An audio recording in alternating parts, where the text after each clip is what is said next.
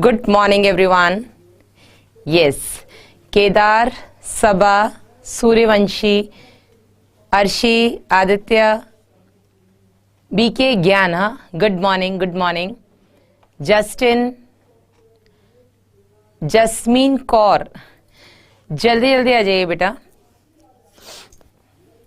बहुत ही important session, बहुत ही इम्पॉर्टेंट दिन। Yes, Varsha Sahu, good morning, good morning. आप लोगों के कहने पर बेटा हमने समय तो बदल दिया। आपने कहा था मैडम प्लीज 12:30 बजे नहीं, आप मॉर्निंग में कर लीजिए। गुड मॉर्निंग काजल, तो हमने मॉर्निंग में कर लिया, आपकी हमने इतनी बात रख ली। यस, जल्दी जल्दी आइए बेटा। Jagdish, good morning. Tapan, Sangam, Saba, Karan, yes, Anish, Bhavna, Safreen, Amit, Daulat, Yogi राज, भाग्यश्री, मैम मैं आ गया। यस, सूरज, निखिल, मुस्कान, जल्दी से अटेंडेंस दो बेटा, फिर हम लोग अब बहुत ही इंपॉर्टेंट आज डिस्कशन करने वाले हैं। Good morning Kalpana, Doubtnut student, okay. Rishu Sharma, good morning, good morning. Diksha, Mohan Yadav, Sambhavi, Samrat, Ravi, ममता, अंकित। आज आकर्षण नहीं आए हैं, हाँ आकर्षण का केंद्र तो वही होते हैं। यस, दीक्षा, मानसी, प्रियंका वर्मा, दीपक, इनविजिबल, मोहन, भक्ति, हरचंद, कुशवाहा, अंकित, उषा, सृष्टि, राहुल। आइए बेटा, जल्दी जल्दी आइए। गुड मॉर्निंग ट्विंकल, भक्ति, यस, राहुल, सोनू, मुकेश, शेख अफसाना। आइए बेटा जल्दी जल्दी। Good morning, good morning. मेरा नेम ले लो, हाँ, अरुण धाका। हाँ जी, हाँ जी, हाँ जी। बहुत ही इंपॉर्टेंट सेशन बेटा, डेली इसी टाइम पर क्लास होगी। नहीं बेटा, अभी कल से तो पहले मैं अनाउंसमेंट कर दूं, कल से आपकी बॉटनी की क्लास होने वाली है, क्योंकि आपको पता है बायो सलमान सर के बिना और मेरे बिना, किसी के भी एक के बिना, मतलब अभी हम बात करें अगर आपके नीट 2022 बैच की, तो अधूरी सी है। नहीं, मैं पढ़ाऊंगी आपको जूलॉजी, सलमान सर आपको पढ़ाएंगे botany.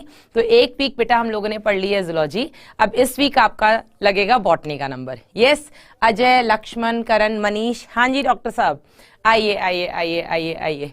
Yes Surabhi, good morning, good morning, good morning. जैसा कि बेटा आपको दिख रहा है, आज हम किस बारे में डिस्कस करने वाले हैं? आज हम बात करने वाले हैं कि बायोलॉजी में 360 में से 360 कैसे लाया जाए। आप सबको पता है बेटा, बायो आपके नीट के 720 नंबर में से बेटा 50% स्कोर कैरी करता है।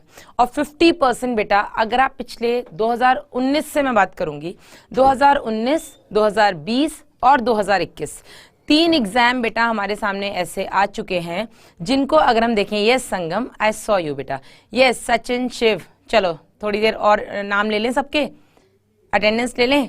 हाँ जी, जुनैद, अलजाइना बेटा, डाउटनट पर क्लास चल रही है। Sudeep, Renu, good morning, thank you so much. Yes Kalpana, हाँ जी, नवी, आ जाइए बेटा, जल्दी जल्दी आ जाइए। Good morning. चलिए आर्यन, तो आप सबको पता है बेटा 720 नंबर के पेपर में 360 नंबर, 360 मार्क्स सिर्फ और सिर्फ आपका बायो कैरी करता है, राइट ये बात सबको पता है। और बेटा आपको ये भी पता है कि 360 स्कोर करना कोई बहुत बड़ी बात भी नहीं है। अगर मैं इसी साल, हमारे कुछ बच्चे हमारे बीच में भी बैठे हुए हैं जिन्होंने बहुत अच्छा स्कोर किया, ठीक है, कहीं ना कहीं वो चूक गए तो वो दोबारा तैयारी में लगे, नो डाउट मानना पड़ेगा बेटा, हौसले को मानना पड़ेगा। मैं समझती हूँ कि दोबारा से उन्हीं किताबों को पढ़ना कितना हेक्टिक हो सकता है, ठीक है। ऐसा नहीं है कि मैंने ये बातें सिर्फ बच्चों में देखी, ये चीज़ मैंने खुद भी फील की है ना। मैं खुद एक नीट एस्पिरेंट रही हूँ, ऑल्दो हमारे टाइम पे AIPMT होता था। मैं खुद एक ऑल इंडिया PMT एस्पिरेंट रही हूँ। मैंने खुद बेटा इस एग्जाम को फाइट किया है, मेरा नहीं हुआ, फिर मैंने मेरे ही घर में बेटा अपनी सिस्टर को फाइट करते देखा एंड शी क्रैक्ड, ठीक है। तो मैंने बेटा इसको बहुत करीब से देखा है अपने घर में, मेरे घर में बहुत डॉक्टर्स है, ठीक है, तो मैंने अपने ही घर में बेटा हर बच्चे को इसके लिए लड़ते देखा है। एक छोटा सा एग्जाम्पल मैं अपने घर का दूं बेटा, जिसमें एक बच्ची ने 11th के साथ तैयारी की, 12th के साथ तैयारी की, एक साल ड्रॉप लिया तैयारी की, दूसरी साल ड्रॉप लिया तैयारी की कोचिंग से, 4 साल कोचिंग से तैयारी की, 5वीं साल उसने कहा मुझे सब आता है, मुझे सब आता है, पर दिक्कत कहाँ है मुझे नहीं पता, मैं अब सिर्फ घर में बैठ के तैयारी करूंगी। उसने घर बैठ के तैयारी की, पूरा 1 साल जो उसको डाउट्स आते थे, उसके जो भी कोचिंग मेंबर्स थे वो उनको हेल्प करते थे, क्योंकि उसने 2 साल 4 साल वहां से तैयारी की थी। वो सिर्फ डाउट्स पूछने के लिए कोचिंग जाती थी एंड शी क्रैक्ड नीट 2020। और क्रैक भी बेटा छोटे मोटे नंबर से नहीं किया, शी स्कोर्ड 651 इन नीट 2020। जो बच्ची हर बार कभी 10 नंबर से, कभी 15 नंबर से, कभी 2 नंबर से रह रही थी, उसने बेटा सीधा 650 पार किया नीट 2020 में। आज की डेट में वो मेरठ से मेडिकल कॉलेज जो है आपका यूपी में, वहां से बेटा वो एमबीबीएस कर रही है। तो मेरे घर में बेटा, थैंक यू अंकित, मेरे घर में बेटा बहुत सारे ऐसे एग्जाम्पल्स हैं। मेरी खुद की छोटी बहन 11th के साथ तैयारी नहीं की उसने, बिकॉज उसके पास मैथ्स था, she had interest in mathematics. उसको पीसीएम भी हमने बायो उसको जबरदस्ती दिलाया था, पीसीएम बेटा उसके पास था। उसने मैथ्स का AIEEE क्रैक किया विद 12th। उस टाइम पर AIEEE होता था। उसको AIEEE के थ्रू AIT पुणे मिला, which is army institute of technology Pune. हमने उसको नहीं जाने दिया, इंजीनियर तो बनना ही नहीं है। मेरे पापा ने क्लियर कहा, या तो डॉक्टर नहीं तो BA लो, BA करो, IAS की तैयारी करो। मैं छोटे छोटे एग्जाम्पल्स बेटा आपके सामने आज इसलिए दे रही हूँ, और मैं एग्जाम्पल्स बहुत दूर के भी नहीं दे रही हूँ, बच्चों के तो बहुत एग्जाम्पल्स है मेरे पास, ये मैं अपने घर के एग्जाम्पल्स दे रही हूँ। My father was very clear कि या तो बेटा आप MBBS करेंगी, नहीं तो आप BA लीजिए, आप IAS UPSC की तैयारी करिए। उसको इंटरेस्ट उसमें भी था, करंट अफेयर्स वगैरह बहुत पढ़ती थी।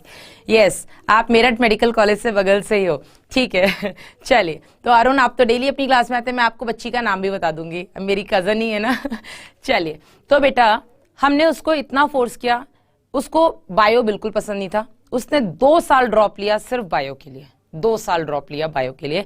एंड पहली बार बेटा जब नीट 2013 हुआ था, शी क्रैक दैट नीट, और आज की डेट में उनका MBBS हो चुका है मैडम का। अब वो अपनी PG की तैयारी में लगी हुई है। चलिए, तो बेटा बायो की इंपॉर्टेंस क्या है, इसका एग्जाम्पल मैं अपने घर से बताऊंगी। फिजिक्स की इंपॉर्टेंस क्या है ये आप सबको पता है, मैं हर क्लास में बोलती हूँ, फिजिक्स नहीं पढ़ी तो बेटा भूल जाना, सिलेक्शन होगा, क्योंकि फिजिक्स इज द वन जो बेटा आपका रैंक डिसाइड करती है। सिलेक्शन नो डाउट आपका बायो ही कराएगी, ठीक है, लेकिन बेटा आपकी रैंक डिसाइड करती है आपकी फिजिक्स। चलिए, तो बायोलॉजी में हम ऐसा क्या करें कि 360 में से 360 हमारे हों। हाँ, 150 नंबर हम केमिस्ट्री में ले आए तो लगभग अपने 410 आ जाएंगे। 120 130 की मेहनत हम मैडम फिजिक्स में कर लेंगे, बेटा NEET will be yours. 620 630 number आपको लेकर के आने, 630 का बेटा टारगेट रखिए। अगर आपको लगता है ना बिल्कुल बस मैम मैं किनारे पे हूं, तो आप 630 का टारगेट रखिए। और जो बच्चा लगता है कि मैडम मैं तो निकाल ही सकती हूँ, वो बिल्कुल 720 का टारगेट रखो यार। 720 भी अब अचीव करना कोई बहुत बड़ी बात तो रह नहीं गई है, आप सबको पता है ना। पिछली बार 2020 में 2 बच्चों के 720 आए थे, और 2021 में 3 बच्चों के बेटा 720 आए थे, है ना। तो कोई बहुत बड़ी बात नहीं है स्कोर करना। सबसे पहले हम बात करेंगे आपके बायो में 360 में से 360 कैसे लाए जाएं। तो बेटा हम यहाँ पर बात करने वाली है स्ट्रैटेजी की। आपकी पढ़ने की स्ट्रैटेजी क्या होनी चाहिए, क्या ऐसा करें कि बायो में 360 हमारे बहुत आसानी से आ जाएं। आज की डेट में बेटा अगर हम बात करते हैं, आज क्या हुआ है, जनवरी का दूसरा संडे है, ठीक है। कितना भी जल्दी बेटा अगर आपका नीट का एग्जाम होगा, कितना भी जल्दी, क्योंकि मैं एक मेडिकल स्टूडेंट रही हूं, तो बेटा मैं आपको MCI के रूल बता सकती हूँ। MCI is medical council of India. Medical council of India बेटा 2 एग्जाम के बीच में 6 महीने का गैप तो नहीं रखेगी, दिस इज फॉर श्योर। तो अभी जो आपका एग्जाम सितंबर में हुआ है, ये चीज अपने दिमाग से बिल्कुल निकाल देना कि आपका अगला एग्जाम मई में होने वाला है, क्योंकि बेटा अगला एग्जाम नीट 2022 मई में नहीं होगा। I am very much clear, and this is not according to me, this is according to the rule of MCI, Medical Council of India, ठीक है। कम से कम बेटा अगर आपके 2 एग्जाम के बीच में गैप भी होगा बेटा, तो मिनिमम 9 महीने का गैप रखना जरूरी है। ये बेटा कुछ रूल्स होते हैं मेडिकल यूनिवर्सिटीज के, ये कुछ रूल होते हैं मेडिकल काउंसिल ऑफ इंडिया के। मैं उस काउंसिल ऑफ इंडिया के रूल्स जितने मैंने बेटा पढ़े हैं, जितने मैं जानती हूँ, जितने मैंने अपने 8 साल में देखे हैं बनते बिगड़ते, मैं उसके हिसाब से अपना आपको ये एक्सपीरियंस शेयर कर रही हूँ। लेकिन आपको इसी हिसाब से तैयारी करनी है कि आपके पास 4 महीने का समय है। और मैंने ऐसा क्यों बोला, ताकि बेटा आने वाले जो उसके बाद के 2 से 3 महीने होंगे, उसमें आप अपना पूरा सिलेबस जल्दी से रिवाइज कर लें। यस, गुड मॉर्निंग विनय। चलिए, तो स्ट्रैटेजी में बेटा आपको 3 चीजों का ध्यान रखना है। सबसे पहले इंपॉर्टेंट चैप्टर्स, दूसरा बेटा टाइम मैनेजमेंट, और तीसरा self analysis. Important chapter, time management, and self analysis. कितने मार्क्स चाहिए? डाउटनट स्टूडेंट आप यहीं रहिए बेटा, अभी हम पूरी बात इसी बारे में कर रहे हैं, है ना। चलिए करते हैं, बेस्ट कराते हैं। ओके अरुण, ठीक है। तो बेटा ये आपकी 3 बहुत इंपॉर्टेंट चीजें हैं, यस खुशहाल, जो कि बेटा आपको नीट में बायो में 360 यानी कि 50% सीधा हिट करवाएंगी। और अगर आपने इन तीनों चीजों को डिसिप्लिन फॉर्म में फॉलो कर लिया तो बेटा बायो में 360 की गारंटी मैं ले रही हूं, है ना। चलिए, मेरे पास ऐसे बच्चों के एग्जाम्पल्स भी हैं जिनके इन टोटल 540 नंबर आए हैं, या जिनके बेटा 560 नंबर आए हैं, और सिर्फ बायो में बेटा उनके 320 340 नंबर आए हैं। उनको पता है कि हमारी गलती कहीं ना कहीं फिजिक्स और केमिस्ट्री में हुई है ना। लेकिन बेटा बायो में 340 वो डिजर्व नहीं करते थे, वो अगर थोड़ी और मेहनत कर लेते तो शायद बायो में 360 वो ले आते, है ना। चलिए, तो बेटा हमें सबसे पहले तो इंपॉर्टेंट चैप्टर्स पर ध्यान देना है, उनके वेटेज पर ध्यान देना है कि कौन से चैप्टर का कितना वेटेज है, हमें उस पर कितना ध्यान देना है, कितना बेटा हमें उसे फोकस करना है। How to remember more topics, Murali नाम है ना, अभी हम इस पर भी आते हैं। चलिए, तो सबसे पहले जब मैं बात करती हूँ इंपॉर्टेंट चैप्टर्स की, तो ये बेटा मैंने आपके लिए चैप्टर्स वेटेज रखा है ताकि आपको अलग अलग ना घूमना पड़े। मैं सब कुछ आपके लिए एक ही वीडियो में लेकर के आई हूं।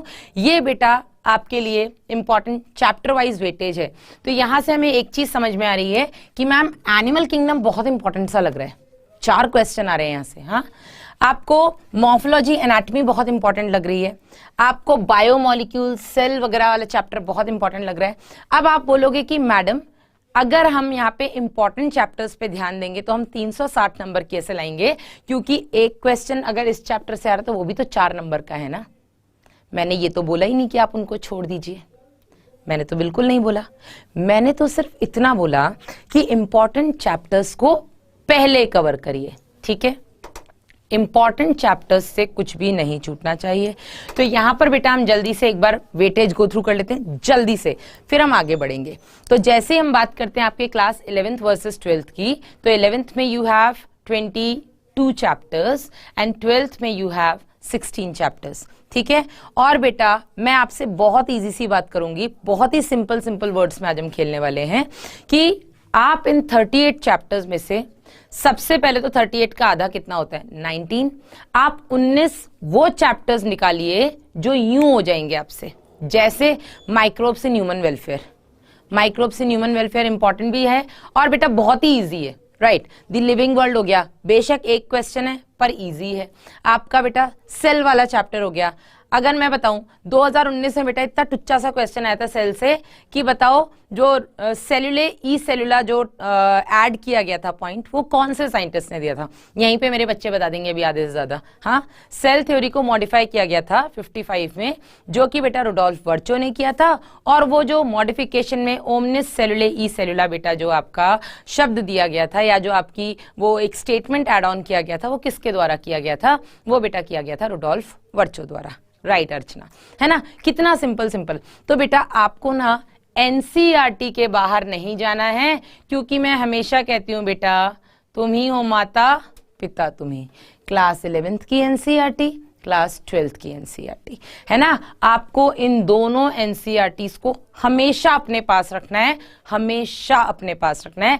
मेरी सिस्टर आज उसका एमबीबीएस हो गया, वो आज भी इस एनसीईआरटी को अपने पास रखती है। पता नहीं क्यों उसको इससे इतना क्यों प्यार है, हाँ बहुत ही ज्यादा प्यार है उसको इससे, है ना। तो यहां पर बेटा आपको एनसीईआरटी को अपने पास रखना है। सुबह उठो तो एनसीईआरटी, रात को सोते टाइम नींद नहीं आती तो एनसीईआरटी। श्लीडन श्वान ने तो बेटा सेल थ्योरी दी थी इनविजिबल, रुडोल्फ वर्चो ने उसको मॉडिफाई किया था इन द ईयर 55, ठीक है, यस। तो बेटा एनसीईआरटी पढ़ने का सबसे अच्छा समय अगर मैं आपको बता दूं तो बेटा अपने डेली स्केड्यूल में मैं आपको बोलूंगी कि आप सुबह और रात एनसीईआरटी के नाम कर दो। सुबह जब हम उठते हैं मूड एकदम फ्रेश होता है, उस टाइम पर हम लोगों को ना इच्छा नहीं होती कि अब हम बिस्तर छोड़ें। अभी सर्दियों की हम बात कर लेते हैं, उस टाइम पर इच्छा नहीं होती यार रजाई हटाओ, बाहर निकलो, ठंडे ठंडे पैर, कॉपी और सब कुछ इकट्ठा करो, है ना। बेटा एनसीईआरटी को पास में रख के सो। जैसे ही आंख खुलती है एनसीईआरटी का एक पन्ना कोई खोल लो कि आज तो बस इसको ही देखना है। तुम बेटा अगर सुबह उठ के एनसीईआरटी पढ़ोगे तो लिख के ले लो बेटा, वो चीज तुम्हारे दिमाग से निकल ही नहीं सकती। दूसरी चीज बेटा मैंने क्या बोला, रात को सोते समय, रात को बच्चों के मैम हम लेट गए थे लेकिन नींद नहीं आई, मेरे पास बहुत बच्चे हैं, पता नहीं अभी वो इस सेशन में है नहीं है, रात को 4 बजे, सुबह 4 बजे उसने मुझे मैसेज किया, उस दिन शायद बर्थडे या एनिवर्सरी थी मेरी कुछ, एंड शी टेक्सटेड मी सुबह 4 बजे, मैम हैप्पी, हाँ it was my anniversary that day, तो शी टेक्सटेड मी मॉर्निंग में 4 बजे, ma'am happy anniversary, and I was like कि इतनी जल्दी उठ गई। तो वो कहती मैम मैं लेटी हूँ, मुझे नींद नहीं आ रही है, मुझे सोने के लिए मैं अभी लेटी हूँ 15 मिनट पहले, अब मुझे नींद नहीं आ रही है। तो मैंने उसको बोला एक काम करो, जल्दी से एनसीईआरटी उठाओ, उसको कुछ ना अच्छा आर्या थी, हाँ आर्या आई है यहाँ पे सेशन में, तो आर्या ने सुबह 4 बजे की बात है, आई रिमेम्बर, कि हैप्पी एनिवर्सरी विश किया, और मैंने कहा कि क्या हुआ इतनी जल्दी उठ गई, वो कहती नहीं मैम नींद नहीं आ रही है, मैं सोने के लिए लेटी हूँ। तो मैंने कहा एक काम करो, बेस्ट तरीका है, इससे तुम्हें, ये तुम्हारी दवाई का भी काम करेगा और ये बेटा तुम्हारे सिलेक्शन में भी बहुत हेल्प करने वाला है, तुम जल्दी से एनसीईआरटी उठाओ और पढ़ने बैठ जाओ, या लेटे लेटे पढ़ लो, बहुत अच्छी नींद आएगी। पहली बात। दूसरी बात, उस समय आपने जो भी पढ़ा है, रात भर उल्टे सीधे सपने आते हैं ना, कभी डर लग रहा है कभी कुछ हो रहा है, तो उस समय बेटा अगर आप एनसीईआरटी पढ़ते हुए सोएंगे तो रात भर उससे रिलेटेड कुछ ना कुछ दिमाग में चलेगा, और जब आप सुबह उठेंगे बेटा तो वो टॉपिक आपके दिमाग में ऑटोमेटिकली आ जाएगा, यार मैं रात ये पढ़ते पढ़ते सो गया था, तो सुबह उठते ही आप वो टॉपिक खुद देखेंगे। सो द बेस्ट टाइम इस एनसीईआरटी के दर्शन करने के लिए क्या है बेटा, मॉर्निंग एंड बिफोर बेड, सोने से पहले, और मैं बिफोर स्लीप लिख देती हूं, है ना, सोने से पहले। बेटा ये एनसीईआरटी आपके बेड पर ही होनी चाहिए, एनसीईआरटी की कोई दूसरी जगह नहीं है, बस मेरी इतनी सी बात मान लो, चाहे आप इंग्लिश मीडियम के हैं, चाहे आप हिंदी मीडियम, आप किसी भी मीडियम के हो यार, मेरी सिर्फ इतनी सी बात मान लीजिए कि this NCERT should be on your bed, इसकी उससे अच्छी कोई जगह है ही नहीं। फिजिक्स आपकी स्टडी टेबल पे होनी चाहिए, है ना, ताकि आप आराम से बैठ के कंसंट्रेट करके उस पर फोकस करें, फिजिक्स के क्वेश्चंस पे, है ना। केमिस्ट्री बेटा आपके स्टडी टेबल पर होनी चाहिए, केमिस्ट्री में भी कुछ कुछ पार्ट ऐसे होते हैं जो कि हम चलते फिरते ऐसे एनसीईआरटी से पढ़ते हैं, बायोमोलिक्यूल्स हो गया, पॉलीमर्स वाला चैप्टर हो गया, केमिस्ट्री इन डेली लाइफ हो गया, ये छोटे मोटे चैप्टर्स जो कि थ्योरेटिकल पार्ट है, वो आप कभी भी कहीं पे भी देख सकते हैं। लेकिन बायो की बेटा मैं तो बात करूंगी, बायोलॉजी की book NCERT should be on your bed, इसके अलावा इसकी कोई दूसरी जगह है ही नहीं, ठीक है। एक चीज समझ में आई, जल्दी से थम्स अप करो मैडम, आज आपने बहुत काम की चीज बताई कि नहीं बताई ये बताओ। हाँ संगम, यस, रागिनी, यस मैम, जल्दी से इस पॉइंट पे जल्दी थम्स अप करो, फिर हम आगे बढ़ेंगे। 11th में नीट की तैयारी कर सकता हूं, बिल्कुल कर सकते हैं बेटा, बिल्कुल कर सकते हैं। ओके फाइन, थम्स अप आने लग गए हैं, डन, मतलब बच्चे मुझसे एग्री करते हैं, और बेटा सिर्फ एग्री नहीं करना है, इस चीज को आपको फॉलो करना है, ठीक है। आज से एनसीईआरटी बेड पर, सुबह उठते ही एनसीईआरटी, रात को सोने से पहले एनसीईआरटी, ठीक है। अब मैडम एनसीईआरटी तो पढ़ ली, है ना, जो कि सबसे इंपॉर्टेंट चीज है। इसमें बेटा अब हम बात कर लेते हैं वेटेज की। तो आपको सारे वेटेज, इस पे वैसे मैं पहले भी सेशन ले चुकी हूँ, लेकिन ये सिर्फ इसलिए है ताकि आपको पता लग जाए कि कौन से चैप्टर की इंपॉर्टेंस कितनी है आपके नीट में। तो सबसे पहले तो आपका लिविंग वर्ल्ड बेटा, एक क्वेश्चन आता है, कभी कभी वो भी नहीं आता है, लेकिन बेटा पढ़ना तो पड़ेगा। एक क्वेश्चन से भी हम हाथ नहीं धो सकते, और सिंपल सा भी चैप्टर है, कुछ बहुत ज्यादा इसमें दिमाग भी नहीं लगाना। दूसरा बेटा आपको बायोलॉजिकल क्लासिफिकेशन से एक क्वेश्चन, ठीक है। प्लांट किंगडम से बेटा आपके 2-3 क्वेश्चन आ जाते हैं, एनिमल किंगडम से आपके 3-4 क्वेश्चन आ जाते हैं। If I have written this ना 4, इसका मतलब है 3-4, 2-3, इसमें 1 या 2, कभी कभी 1 भी नहीं आता है, ठीक है। मॉर्फोलॉजी से बेटा 2-3 आ जाता है, एनाटॉमी से 2-3 आ जाता है, स्ट्रक्चरल ऑर्गेनाइजेशन इन एनिमल्स से 2, ये तो फिक्स है बेटा, इसकी तो मैं गारंटी लूंगी, है ना। आगे हम इस चैप्टर वाइज भी बात करेंगे। सेल से बेटा आपके 2 आते हैं, बायोमोलिक्यूल्स से आपके 3-4 क्वेश्चन आ जाते हैं, और आपके सेल डिवीजन से भी 3-4 क्वेश्चन आ जाते हैं। ये बेटा आपके 11th क्लास के जो 10 चैप्टर है उनका वेटेज। अगर आपको बेटा फोटो लेना है, फोटो मत लो, एनसीईआरटी सबके पास में है, एनसीईआरटी निकालो बेटा, और जहां पर आपके एनसीईआरटी में कंटेंट है, इंडेक्स है, उस इंडेक्स के आगे बेटा आप जल्दी से ये नंबर लिख दो, ठीक है, आपके हाथ में एनसीईआरटी होगी अभी, क्योंकि मैंने कहा बेड पे उसकी जगह होनी चाहिए। तो एनसीईआरटी में बेटा चैप्टर के आगे जल्दी से उसके मार्क्स लिख दीजिए, या बेटा ये लिख दीजिए यस सैयद, या लिख दीजिए बेटा कि कितने कितने यहां से क्वेश्चंस आते हैं। आगे बढ़ते हैं बेटा, अगला चैप्टर ट्रांसपोर्ट इन प्लांट से एक। इसको अगर हम ऐसे डिवाइड ना करें और हम इन जनरल देखें, आपके बेटा प्लांट फिजियोलॉजी में कितने हैं, प्लांट फिजियोलॉजी में आपके 5 चैप्टर्स हैं। यहां से बेटा आपके 8 से 10 क्वेश्चंस आते हैं। ठीक है, चलिए लिख लिया काजल। हाँ, फिर हम बात करते हैं बेटा आपकी एनिमल फिजियोलॉजी से। एनिमल फिजियोलॉजी में आपके 7 चैप्टर्स आते हैं, digestion, respiration, circulation, excretion, locomotion, nervous system और बेटा आपका एंडोक्राइन सिस्टम।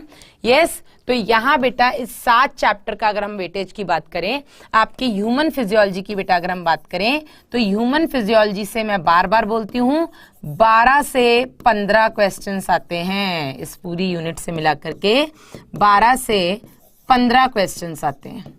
राइट, चलिए हाँ जी, दिख रहे हैं? Yes Ashwini, love you too मेरा बच्चा। यस कल्पना, आज ही सारे डाउट पूछनी है, आज मेरे को बोल लेने दो यार। आज आप लोगों के लिए मैंने बहुत ही इंपॉर्टेंट सेशन रखा है। नहीं लिखा शेख अफसाना, बाद में लिख लेना बेटा, कोई बात नहीं। एक मिनट। गुड मॉर्निंग सना, गुड मॉर्निंग, गुड मॉर्निंग। किस चैप्टर को कितना दिन में देना है? अच्छा ये भी बता दीजिए, ये भी अच्छी चीज है। अभी हम बेटा अभी रुको, एनसीईआरटी पढ़ने का तरीका बताएंगे ना, तो वहां पे सब क्लियर कर देंगे। आगे बढ़ते हैं बेटा, क्लास 12 की रिप्रोडक्शन यूनिट से अगर हम बात करें, क्लास 12 में रिप्रोडक्शन यूनिट में आपके 4 चैप्टर्स आते हैं, और इन 4 चैप्टर्स से बेटा मिला करके आपके लगभग 7 से 8 क्वेश्चंस आते हैं। रिप्रोडक्शन और रिप्रोडक्टिव हेल्थ, जो ह्यूमन रिप्रोडक्शन रिप्रोडक्टिव हेल्थ है, इनसे मिला के 4-5 आ जाते हैं। ऊपर बेटा प्लांट से मिला करके 4-5, तो यहाँ पर हम मान के चलते हैं 8 से 9 क्वेश्चंस आपकी रिप्रोडक्शन यूनिट से आते हैं। आपका बेटा जो जेनेटिक्स वाला यूनिट है, ये काफी वेटेज कैरी करता है, सिर्फ 3 चैप्टर्स, और बेटा यहां से भी 11 से 12 क्वेश्चंस आते हैं। ठीक है, फिर हम बात करते हैं हेल्थ एंड डिजीज की, strategies in enhancement, microbes in human welfare. बेटा यहाँ पे वैसे तो मैंने लिखा है 2 क्वेश्चन, लेकिन आप बिलीव नहीं करेंगे, नीट 2019 में इस छोटे से चैप्टर से, इस इजी से चैप्टर से 5 क्वेश्चन आए थे। नीट 2019 में माइक्रोब्स इन ह्यूमन वेलफेयर, मानव कल्याण में सूक्ष्म जीव वाले अध्याय से 5 क्वेश्चन आए थे। सोचो, मतलब एकदम ही आगे। बेटा बायोटेक्नोलॉजी से अगर हम बात करें, ये नीट 2019 की बात है, लेकिन हम बेटा यहाँ पर मान के चलते हैं 3 से 5 और 1 से 3, लगभग बेटा यहाँ पर आपके इस यूनिट से 4 से 8 क्वेश्चंस बनते हैं बायोटेक्नोलॉजी से। और फिर बेटा ये जो आपकी पूरी इकोलॉजी है, इस इकोलॉजी से भी आपके 9-10 क्वेश्चंस बन जाते हैं। यहां से भी आपके 9 से 10 क्वेश्चंस बनते हैं। तो ये तो हो गया बेटा वेटेज, जो मैंने जल्दी से बता दिया। अब जो हम इंपॉर्टेंट बात कर रहे थे वो अगेन आ गए आपके। पहले तो आपको चैप्टर वाइज वेटेज पता होना चाहिए, आपको इंपॉर्टेंट चैप्टर्स पता होने चाहिए कि इसको तो भूल के भी नहीं छोड़ना है। एक बार समझ में नहीं आया 2 बार पढ़ो, 2 बार समझ में नहीं आया 3 बार पढ़ो। ठीक है, ये बेटा बहुत जरूरी है। आपको एनसीईआरटी को मगअप करना पड़ेगा। मगअप करने का मतलब मैं रटना नहीं बोल रही हूं, एनसीईआरटी को आपको रटना नहीं है, एनसीईआरटी को आपको समझना है। मैं बहुत बार बोलती हूं बेटा, एनसीईआरटी खुद में एक ग्रंथ है। ठीक है, अब मैडम इंपॉर्टेंट हम याद कर लेते हैं, पर मैडम हम भूल जाते हैं, इन सब पर भी अभी हम बात करेंगे। दूसरा बेटा है आपका टाइम मैनेजमेंट, इसके लिए तो मैंने अलग से स्लाइड रखी है। तीसरा और सबसे इंपॉर्टेंट है बेटा आपका सेल्फ एनालिसिस। इन दोनों पर अभी हम बात, मतलब इस पर अभी हम बात करने वाले हैं, टाइम मैनेजमेंट पर हम बात करेंगे बेटा सेल्फ एनालिसिस। सेल्फ एनालिसिस मतलब आप खुद को बार बार एनालाइज करो कि मैंने ये पढ़ा, क्या मुझे सच में आता है। और ये सेल्फ एनालिसिस आप कैसे करेंगे? ये बेटा आप करेंगे कहीं का टेस्ट देख करके, या बेटा ये आप कर सकते हैं सेल्फ क्वेश्चन प्रैक्टिस कर करके। ठीक है, घर में छोटे भाई बहन सबके हैं या नहीं है? नहीं मैडम हम ही घर में सबसे छोटे हैं। सभी के साथ ऐसा है? नहीं मैडम हम घर में सबसे छोटे हैं। या घर में छोटे भाई बहन हैं आपके पास? अगर बेटा घर में छोटे भाई बहन हैं, उनको बहुत मजा आएगा ये करने में, तुम टेस्ट दो और उसको बोल देना कि देख ये रही बुक, ये पीछे इसमें आंसर्स दिए हैं, मैंने ये 100 क्वेश्चन अभी लगाए हैं, ये 100 क्वेश्चन से मैम कुछ लोग कहते हैं कि एनसीईआरटी से सिर्फ नहीं निकलेगा, बीके ज्ञान जो लोग कहते हैं एनसीईआरटी से नहीं निकलेगा, उनके आप कहने के जो उनका स्टेटमेंट है उसको समझने की कोशिश करो। उनका मतलब ये है कि एनसीईआरटी पढ़ के नहीं निकलेगा, एनसीईआरटी समझ के निकलेगा। और मैं भी बोलती हूं बेटा सिर्फ एनसीईआरटी पढ़ के नहीं निकलेगा, आपको उसके साथ साथ क्वेश्चन प्रैक्टिस भी करना पड़ेगा। अनटिल अनलेस आप लोग क्वेश्चंस प्रैक्टिस नहीं करते हैं, खुशहाल घर में सबसे छोटे हैं, तो बेटा कोई मम्मी सबकी हेल्प करेंगी, क्योंकि हर माँ चाहती है कि मेरा बच्चा कुछ अच्छा करे जिंदगी में, है ना। तो मम्मी डेफिनेटली बेटा आपके लिए इतना टाइम निकालेंगी, है ना। तो बेटा क्वेश्चन प्रैक्टिस करना बहुत जरूरी है। आप एनसीईआरटी को 10 बार पढ़ लो और आपने एक बार भी क्वेश्चन प्रैक्टिस नहीं किया, पहली बार क्वेश्चन आप नीट के एग्जाम में ही देख रहे हो बेटा, तो मैं बता रही हूं नहीं निकलेगा, है ना। तो आपने बेटा जो कहा कि मैम कुछ लोग कहते हैं एनसीईआरटी पढ़ने से नहीं निकलेगा, वो बेटा मैं आपको बता देती हूँ उन कुछ का मतलब क्या है, ठीक है। नीट के लिए एनसीईआरटी पढ़े हैं, एनसीईआरटी फिंगर टिप्स पढ़े मैम, बेटा एनसीईआरटी पढ़िए और एनसीईआरटी फिंगर टिप्स के क्वेश्चन लगाइए, ठीक है। चलिए, सुदीप भी घर में सबसे छोटे हैं, तो आपको अपनी मम्मियों को काम पे लगाना है और मम्मी बेटा आपके लिए खुशी खुशी करेंगी। छोटे भाई तो फिर भी नखड़े करेंगे, छोटी बहन तो फिर भी नखड़े करेगी, मैं पढ़ रही हूँ, मैं ये कर रही हूँ, और ओहो प्रकृति मम्मी नहीं करती, बस गुस्सा करती है, मेरी मम्मी तो करती थी। चलिए, तो मैं इसलिए बता सकती हूँ। तो बेटा यहाँ पर कल्पना रुक जाओ बेटा, मैंने डाउट आपका देखा नहीं है ना। तो यहाँ पर बेटा आपको सेल्फ एनालिसिस के लिए आप कहीं की टेस्ट सीरीज ज्वाइन कर लीजिए। आपको पता है हमारे यहाँ संडे टेस्ट होते हैं, आप संडे बेटा टेस्ट देकर के अपने आप को एनालाइज कर सकते हैं कि इस हफ्ते हमने जो भी पढ़ा है कि सच में हमारे भेजे में भेजा है या दोबारा भेजने की जरूरत है। एनसीईआरटी से फिंगर टिप्स नहीं हो पाता है रंजय, मैं मान ही नहीं सकती बेटा, मैं तो मेरे बच्चों को सिर्फ एनसीईआरटी पढ़ाती हूँ और वो उसी से फिंगर टिप्स लगाते हैं, जहां उनको दिक्कत होती है वो मुझसे क्वेश्चन पूछते हैं। बेटा एनसीईआरटी पढ़ने के लिए आपको एक टीचर की जरूरत है, जो मैं बोलती है एक गुरु चाहिए आपको, है ना। मैं गुरु माता, बच्चे मुझे इसीलिए गुरु माता ही बोलते, गुरु माँ, बच्चों ने नाम ही गुरु माँ निकाल दिया है। आपको बेटा एक गुरु चाहिए। एनसीईआरटी इतना आसान नहीं है, एनसीईआरटी की लाइन का मतलब समझाने के लिए बेटा आपको एक गुरु चाहिए। वो गुरु जब बेटा आपको उसके पीछे छुपे हुए मतलब समझाएगा तो डेफिनेटली बेटा आपका नीट निकल जाएगा, डेफिनेटली आपसे हर तरीके के क्वेश्चंस लगेंगे, ठीक है। चलिए आगे बेटा अब हम बढ़ते हैं सेल्फ एनालिसिस, जो कि सबसे इंपॉर्टेंट पॉइंट था, ये हमने बात कर ली है, समय समय पे आपको टेस्ट देने हैं। अब हम बेटा बढ़ते हैं आगे, चैप्टर वाइज वेटेज के बाद हम बात करेंगे कि मैडम करें क्या। तो बेटा आपको ये 5 चीजें करनी है।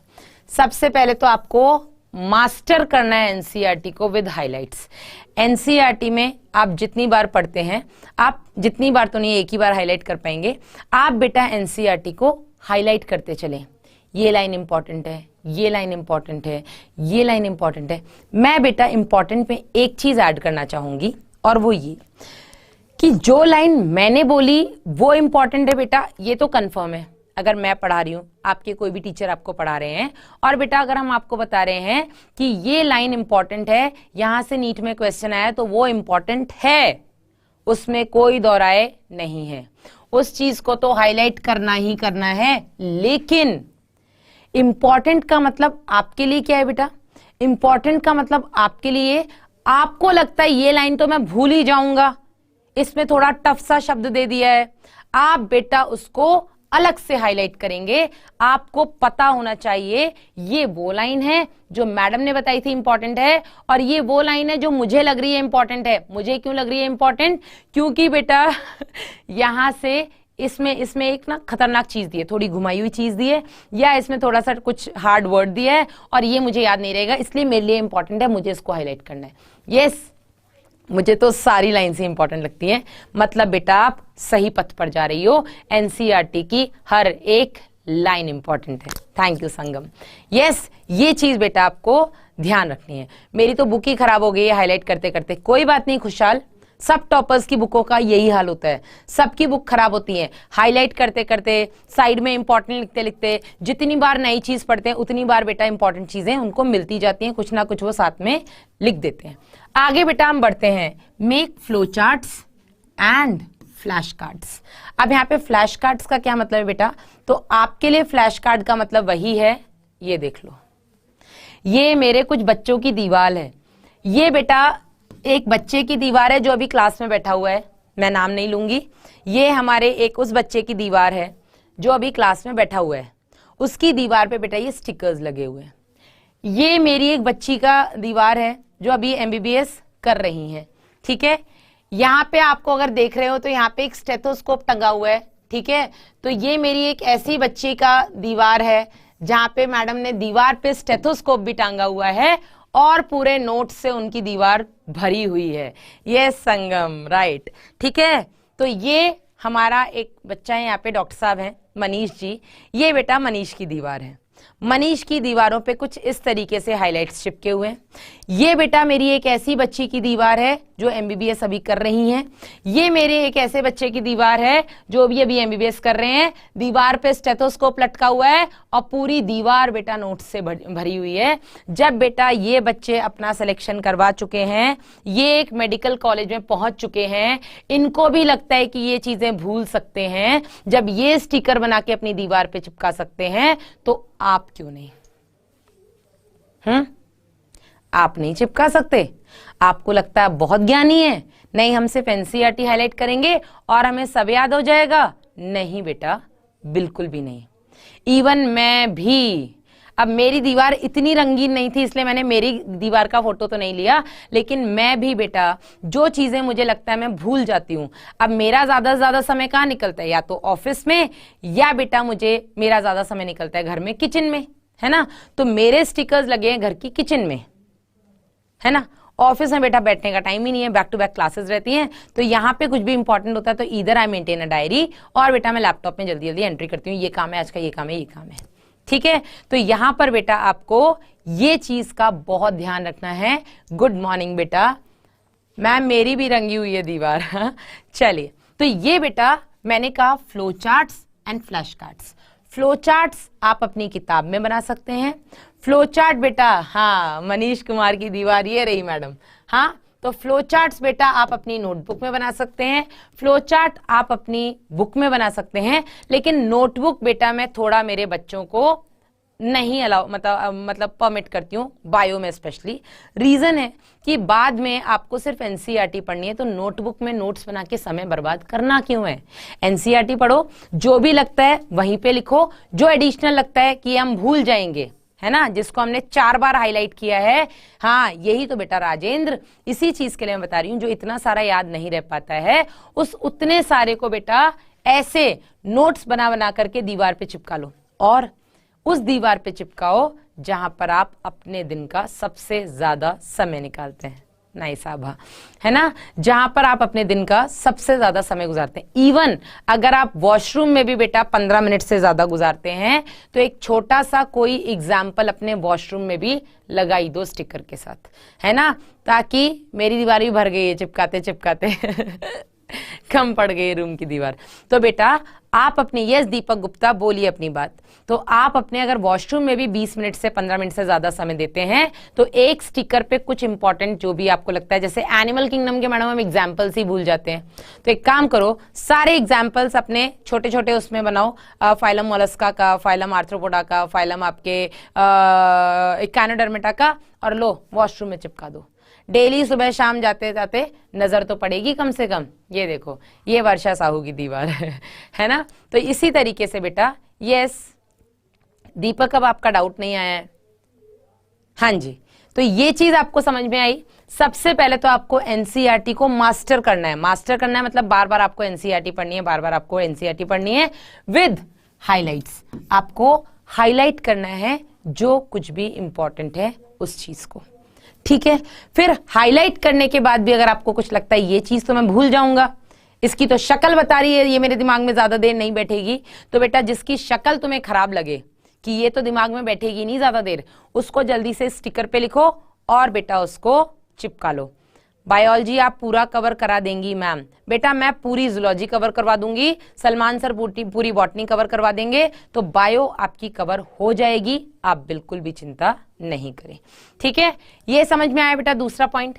अब तीसरा जरूरी है रिवीजन। कुंवर कहाँ रह गया था बेटा। तीसरा जरूरी है आपका रिवीजन। रिवीजन में आपको वही सेम चीज ना, मैंने क्या कहा, आपको मास्टर करना है एनसीईआरटी। एनसीईआरटी को आप एक बार में तो मास्टर नहीं कर सकते, ये कंफर्म है। आपको बार बार बेटा आपको एनसीईआरटी को पढ़ना पड़ेगा। और वो बार बार कब पढ़ना पड़ेगा? डेली सुबह, डेली रात को, डेली सुबह, डेली रात को। ठीक है, ऐप के कमेंट्स भी पढ़ो। कल्पना मैं देख रही हूं बेटा, वर्षना ने वहीं पे फोटो भेजी थी। Samrat, is NCERT enough ma'am? Shahid, NCERT, yes Sudeep, NCERT along with question practice is enough। Yes Deepanshu, ठीक है। तो मैं ये नहीं कहूंगी कि एनसीईआरटी बहुत है, एनसीईआरटी सब कुछ है, नो डाउट। लेकिन बेटा अगर आप क्वेश्चन प्रैक्टिस नहीं करते हैं तो बेटा एनसीईआरटी आपकी कुछ नहीं है, आप ये समझ लीजिए। तो आपको एनसीईआरटी के साथ साथ आप प्रीवियस ईयर क्वेश्चंस करो।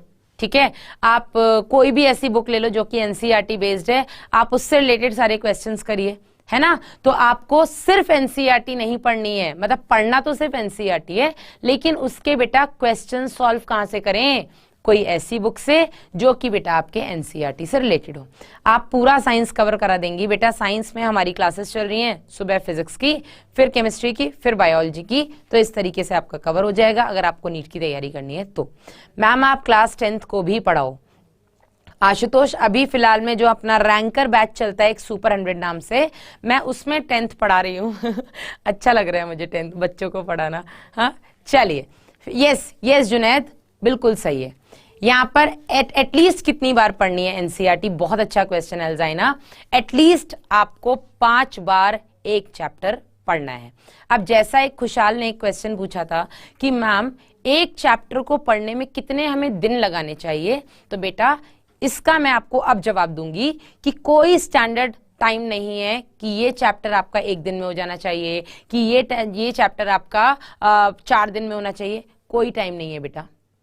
हर बच्चे की अपनी कैपेसिटी है, हर बच्चे की अपनी कैपेबिलिटी है, हर बच्चे का अपना पढ़ने का तरीका है, और उसके हिसाब से आपको जब तक सेटिस्फैक्शन नहीं मिलता है तब तक आप उस चैप्टर को पढ़िए। ठीक है, समझ में आया? अब मैडम रिवीजन कैसे होगा? तो रिवीजन के लिए पहले तो मैंने क्या बोला, एनसीईआरटी को बार बार पढ़िए, और दूसरा बेटा मैंने आपको बोला कि आपको क्वेश्चंस अगर आप प्रैक्टिस करेंगे, जहां बेटा आप क्वेश्चंस में फंसने लग जाएंगे, आपको समझ में आ जाएगा कि अब आपको दोबारा से एनसीईआरटी पढ़ने की जरूरत है। अच्छा, कुछ बच्चे अभी बोल रहे थे कि मैम अगर हम क्वेश्चंस प्रैक्टिस करते हैं, अगर हम फिंगर टिप्स की बात करें, वो बच्चे ने फिंगर टिप्स का नाम लिया था, कि मैम अगर हम फिंगर टिप्स के क्वेश्चन प्रैक्टिस करते हैं तो हम देखते हैं कि सारे क्वेश्चन एनसीईआरटी से नहीं है। चलो मैं इसके लिए भी बेटा आपको बता देती हूँ कि आप फिंगर टिप्स करो। ठीक है, आप उन क्वेश्चंस को टिक कर लो जो आपको लगता है मैडम ये तो आउट ऑफ एनसीईआरटी है, हाँ इसका तो एनसीईआरटी से कोई लेना देना नहीं है। आप सारे क्वेश्चंस कर लो जो बेटा आपको लगते हैं आउट ऑफ एनसीईआरटी हैं, उनको हाईलाइट करके छोड़ दो। ठीक है, फिर बेटा जब आप एनसीईआरटी पढ़ेंगे उस क्वेश्चन के रिलेटेड बेटा जब आप कंसेप्ट को फोकस करेंगे, एक्सक्रीशन वाले चैप्टर का अगर मैं आपके यहाँ पे एग्जाम्पल लूं बेटा, excretory products and their elimination, उत्सर्जी पदार्थ एवं उनका निष्कासन, जब आप बेटा इस चैप्टर के क्वेश्चंस प्रैक्टिस करेंगे तो आपको कुछ लगेगा ये तो एनसीईआरटी में नहीं है, लेकिन बेटा जब आप उससे रिलेटेड कंसेप्ट को, काउंटर करंट, उसमें बेटा कैंगरू रैट और आपका कैमल से रिलेटेड एक क्वेश्चन है। ठीक है, आपने वहां पे देखा मैडम कैंगरू रैट और कैमल का तो पूरी एनसीईआरटी में कहीं नाम नहीं है। फिर बेटा आ जाओ आप आपके काउंटर करंट मैकेनिज्म में। अगर आप बेटा काउंटर करंट मैकेनिज्म को डिटेल में पढ़ेंगे, एनसीईआरटी से थोड़ा बाहर, और थोड़ा बाहर आपको नहीं पढ़ना है, आपके टीचर्स ने आपको पढ़ाया है। क्यों होता है काउंटर करंट मैकेनिज्म, क्या मतलब फायदा होता है लूप ऑफ हेनले का इतना लंबा और इतना गहराई तक होने का? अगर बेटा आप अपने टीचर के कंसेप्ट को गो थ्रू करेंगे तो आपको समझ में आ जाएगा कि ये क्वेश्चन यहाँ पे क्यों पूछा गया है और इस क्वेश्चन का एनसीईआरटी से किस तरीके से लेना देना है। त्रिकुंवर प्रताप मौर्य, बेटा आप ये बताइए मैं कैसे इग्नोर कर रही हूं? मैं यहाँ पर आप ही के लिए आई हूं। आपको बेस्ट क्या करना है आपकी लाइफ में अभी आने वाले 5-6 महीने में, मैं वो बताने के लिए आई हूं बेटा। तो मैं इग्नोर तो नहीं कर रही हूं, बस मैं ये चाह रही हूं कि जो मैं बताने आई हूं मैं बता दूं। लास्ट में बेटा हम 10 मिनट रखेंगे, 15 मिनट रखेंगे, जिसमें सिर्फ मैं आपके डाउट्स पूछूंगी या आपको जो पूछना है इतना हम कर सकते हैं बेटा। यस त्रिकुंवर, इतना हम कर सकते हैं, कल्पना तुम्हें मैं छाड़ दूंगी, इतना हम कर सकते हैं बेटा, अभी हम सुन लें और बाद में बेटा लास्ट में 15 मिनट मैं सिर्फ आपकी सुनूंगी, जो आप पूछेंगे मैं उसका आंसर करूंगी। आपकी सिस्टर किस डिपार्टमेंट, बेटा अभी उनका एमबीबीएस कंप्लीट हुआ है ना, right now she is preparing, वो बॉन्ड वगैरह भरना मतलब फुलफिल करना होता है, आपको तो पता है ना, अगर आपने किसी भी स्टेट से एमबीबीएस किया है तो स्टेट में आपको बॉन्ड फिल करना होता है ना, उतनी साल आपको वहां पे सर्व करना होता है, उसके बाद ही आप पीजी कर सकते हैं। चलिए आगे बढ़ते हैं बेटा। अब रिवीजन आपको करना है, कैसे रिवीजन करने का एक तरीका तो हो गया क्वेश्चन प्रैक्टिस करो, और दूसरा तरीका हो गया कि फिर से एनसीईआरटी पढ़ो।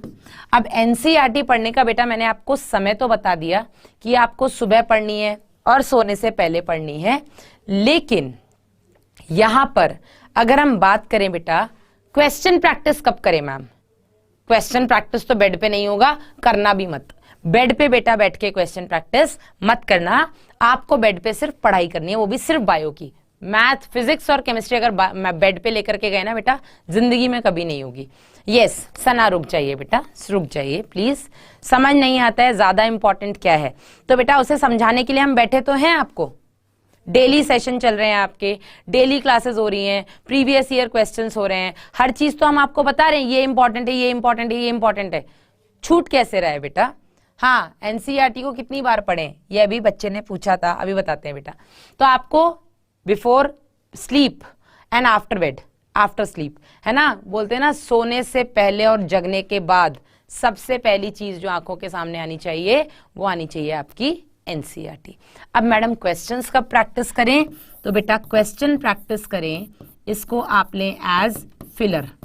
फिलर समझते हैं आप, फिलर समझते हैं कि नहीं समझते हैं, फिलर क्या होता है, कुछ पता है फिलर के बारे में, अभी बताते हैं वर्षा, फिलर के बारे में पता है, ओके ओके कमर हुसैन मलिक, फिलर के बारे में आप लोगों को पता होगा, एक कोई भी प्रोग्राम चलता है और दो डांस के बीच में थोड़ा सा टाइम लग रहा है, तो उस दो डांस के बीच में किसी को ऐसे खड़ा कर देते कि जाओ अच्छा एक पोएम सुना के आ जाओ, है ना, तो ये बेटा होते हैं फिलर्स। पूरे दिन में आप फिजिक्स पढ़ते पढ़ते थक गए हो, है ना मैम, आधे एक घंटे से ज्यादा ना फिजिक्स में बैठा नहीं जाता है, एक घंटे अगर आपने फिजिक्स पढ़ ली है, लेकिन ब्रेक नहीं देना है, अभी आपको कम से कम दिन में 4 घंटे फिजिक्स पढ़नी है, तो अगले जैसे हम फिजिक्स उठाएंगे उसके बीच में बेटा 15 से 20 मिनट जो आपका टाइम रहेगा, जिससे कि आपका मूड भी रिफ्रेश हो जाएगा और आपको अपनी टेबल से उठने की भी जरूरत नहीं पड़ेगी, क्योंकि एक बार हम टेबल से उठ गए ये सोच के कि 5 मिनट में वापस में बैठूंगा, वो 5 मिनट बेटा जल्दी खत्म होते नहीं है ना, वो 5 मिनट का पूरा 1 घंटा में कन्वर्ट हो जाते हैं, हमें खुद भी पता नहीं लगता। इसलिए बेटा आपको फिलर की तरह बायो के क्वेश्चंस प्रैक्टिस करने हैं। अगर आप बेटा आपका और मैम जी एनसीईआरटी बुक को साथ में लेकर क्वेश्चन प्रैक्टिस करते हैं, जिससे एनसीईआरटी बुक भी नाइस, ठीक है। तो अगर आप बेटा मतलब फिजिक्स पढ़ रहे हैं, फिजिक्स के लिए आपने टाइम रखे कि आज मैं 4 घंटे फिजिक्स पढ़ूंगा, तो उस 4 घंटे को बेटा 5 घंटे कर लेना, क्योंकि आधे आधे घंटे के उसमें 2 फिलर्स भी आने वाले हैं, और उन 2 फिलर्स में आप लोग क्या करने वाले हैं, उन 2 फिलर्स में आप लोग बायो के क्वेश्चन प्रैक्टिस करने वाले हैं। केमिस्ट्री बोरिंग लगता है तो केमिस्ट्री के बीच में फिलर डाल लो यार, फिलर तो डालने पड़ेंगे, फिलर्स के बिना एनसीईआरटी से बेस्ड आपके जो बायो के क्वेश्चंस हैं वो प्रॉपर नहीं होंगे। ओके कमर हुसैन, ठीक है, समझ में आया। आपको इन फिलर्स के फॉर्म में क्वेश्चन प्रैक्टिस करना है। बायो के क्वेश्चन प्रैक्टिस का एक टाइम सेट मत कर लेना, क्योंकि बेटा उस टाइम पर ना तो आपके बायो के क्वेश्चन प्रैक्टिस होते हैं और बेटा आप लगातार फिजिक्स और केमिस्ट्री भी नहीं पढ़ पाते हैं। तो बायो के क्वेश्चंस को आपको एज अ फिलर रखना है। यस विशाल, बहुत दिनों बाद दिख रहे हैं, है ना। तो बायो के क्वेश्चंस को आपको एज अ फिलर रखना है कि फिजिक्स पढ़ते पढ़ते जब आपको बोरियत हो रही है तभी उठाओ बायो के क्वेश्चंस। कम से कम आधे घंटे में आपके आसानी से 50 क्वेश्चन लग जाने चाहिए। इस स्पीड को आपको मेंटेन करना है, ठीक है। आगे बेटा हमने क्या बोला, आगे आपको बनाने निमोनिक्स। अब मैडम ये निमोनिक्स क्या होते हैं? निमोनिक्स का मतलब होता है बेटा ट्रिक्स। जैसे अगर मैं मेरी बात करूं तो मेरा नाम क्या है? मेरा नाम है प्रियंका मिश्रा, है ना। तो यहां पर बेटा मैं पीएम क्या हुआ? PM stands for prime minister, PM stands for Priyanka Mishra. तो यहां पर बेटा पीएम क्या हुआ? प्रियंका मिश्रा का निमोनिक हुआ। समझे निमोनिक क्या होता है? नीट का पेपर कब होगा मैम? बेटा नीट का पेपर अभी 6 महीने है आपके पास, आप ये सोच के तैयारी करिए 6 महीने है। लेकिन अगर आप बेटा 4 महीने के हिसाब से तैयारी करेंगे तो ज़्यादा अच्छा हो जाएगा, क्योंकि 2 महीने आपको 2 से 3 महीने आपको आराम से प्रिपरेशन के लिए मिल जाएंगे। ठीक है, चलिए, तो ये बेटा आपके कुछ तरीके हैं बायो पढ़ने के। सबसे पहले एनसीईआरटी पढ़नी है।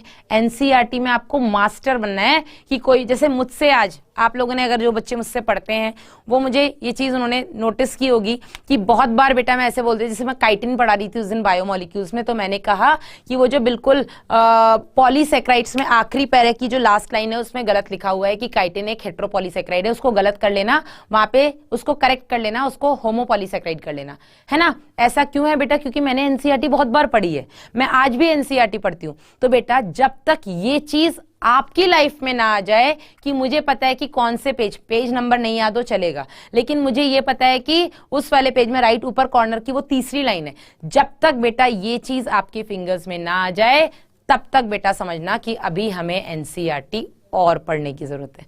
ठीक है, समझ। इस बहुत बच्चे बोल रहे थे मैम कितनी बार एनसीईआरटी पढ़नी है, तो मुझे लगता है उनको उनका आंसर मिल गया कि एनसीईआरटी कितनी बार पढ़नी है। यस और नो, जल्दी से थम्स अप दो। यस मैडम, हमें आंसर मिल गया है कि एनसीईआरटी कितनी बार पढ़नी है। एनसीईआरटी उतनी बार पढ़नी है जब तक आपको एक एक लाइन आंख में दिमाग में बैठ ना जाए कि कौन सी लाइन में कौन सी चीज कहां पर लिखी है, वो इस साइड वाला पेज है, राइट साइड वाला पेज है, तीसरी लाइन है, आखिरी लाइन है कौन सी, लगभग 15 बार। अब वो बेटा विशाल हर बच्चे की अपनी कैपेसिटी है कि किसको कितनी बार में याद होता है कि वो लाइन कहां पर है, राइट। इतनी बार बेटा आपको एनसीईआरटी पढ़नी है। जब तक आप इतनी बार एनसीईआरटी नहीं पढ़ लेते तब तक सोचना मुझे अभी एनसीईआरटी एक और बार पढ़ने की जरूरत है, राइट रंजे। चलिए, अच्छा BK, okay. Only finger tips से कितना कवर होगा? बेटा ओनली फिंगर टिप्स से आपका कुछ कवर नहीं होगा। ये भी मैंने, हाँ कुछ बच्चे मुझे बोल रहे हैं कि मैम हम ना सिर्फ क्वेश्चन प्रैक्टिस करते हैं, हम एनसीईआरटी नहीं पढ़ते। इवन अभी पता नहीं वो बच्चा क्लास में है या नहीं है, मेरी अभी 2 हफ्ते पहले उस बच्चे से बात हुई थी, उस बच्चे के पास एनसीईआरटी थी ही नहीं, वो सिर्फ क्लास के जो भी सर पढ़ाते थे वो देखता था और बेटा वो उसके सीधा एमटीजी करता था, उसके पास एनसीईआरटी थी ही नहीं। खुशी रुक जाओ बेटा, तो वहां पर बेटा ये अगर आप सोचते कि हम सिर्फ क्वेश्चन प्रैक्टिस कर लें, हम एनसीईआरटी में को ना पढ़ के हम सिर्फ एमटीजी को 10 बार उसके क्वेश्चंस प्रैक्टिस कर लें, तो बेटा निधि उससे नहीं होगा कुछ भी, क्योंकि क्वेश्चन आपने प्रैक्टिस किया है ना। हो सकता है आपको क्वेश्चन रट जाए, नीट में एग्जैक्ट क्वेश्चन तो नहीं आएगा ना, लैंग्वेज बदल जाएगी, ऑप्शन को क्वेश्चन बना देंगे और कुछ और नए ऑप्शंस ले आएंगे, तो बेटा कुछ भी अगर ऐसा बदलाव हुआ तो आप नहीं क्रैक कर पाएंगे। इसलिए एनसीईआरटी पढ़नी जरूरी है, उसके बाद आप कोई सी भी किताब लगाओ, फिंगर टिप्स लगाओ, कोई भी लगाओ।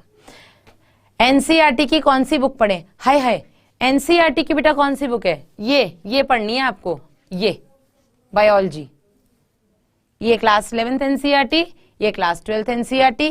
कब पढ़नी है मैंने आपको बता दिया, कैसे पढ़नी है बेटा मैंने आपको बता दिया। मास्टर करो, मास्टर मतलब उसको मगअप करो विद हाइलाइट्स, फ्लो चार्ट्स बनाओ, फ्लैश कार्ड से अपनी पूरी दीवार सजा दो, हैं कोई तुम्हारे रूम में एंटर करे तो खुश हो जाए।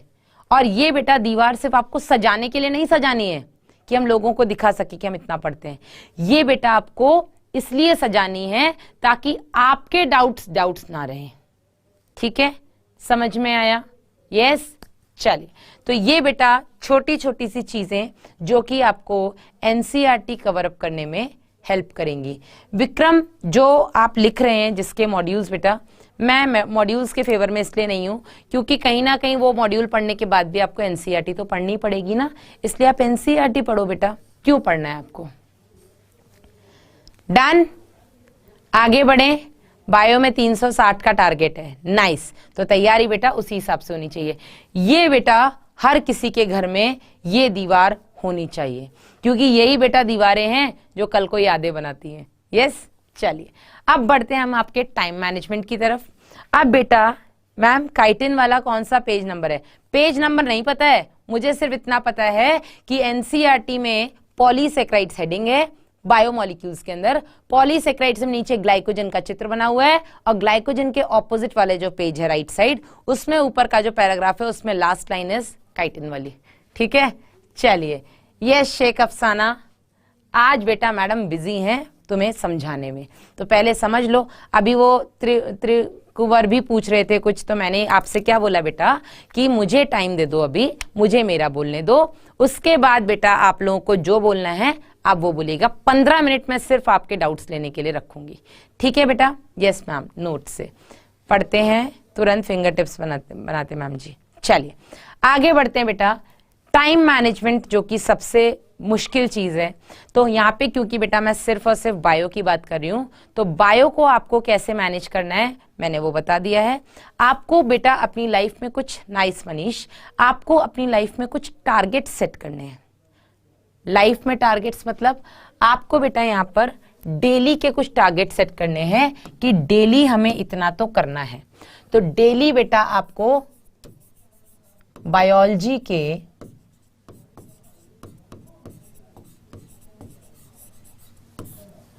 100 क्वेश्चंस प्रैक्टिस करने हैं। अब वो समय आ गया है, अब बेटा हम इस चीज को और ज्यादा नहीं बढ़ा सकते आगे। अभी के समय की बात करें जब आपके पास 4 महीने हैं, ठीक है? रिवीजन बाद में हम करेंगे 2 महीने, है ना? तो रुको मोनू, तो यहाँ पे बेटा ये जो आपके 4 महीने हैं, इसमें आपको पहले तो बेटा डेली, आज से शुरू कर दो, डेली 100 क्वेश्चंस आपको प्रैक्टिस करने हैं। नीट का फॉर्म कब भरवाया जाएगा? अभी आया ही नहीं है खुशी, अभी एनटीए को नहीं पता नीट का एग्जाम कब होना है। तुम लोग कैसे पूछ सकते हो? अब तुम्हारे डाउट्स ही इतने फालतू हैं, मैं तुम लोग उसमें पता है तुम लोग मेरे को डेविएट कर रहे हो। मैं तुम लोगों से रिक्वेस्ट कर रही हूँ कि मुझे एक बार जो मैं मैसेज लेकर के आई हूँ वो मैसेज बेटा मुझे डिलीवर कर लेने दो। लास्ट के 15 मिनट सिर्फ मैं आपके डाउट्स के लिए रखूंगी, जो आपको पूछना है मैं उसका जवाब दूंगी।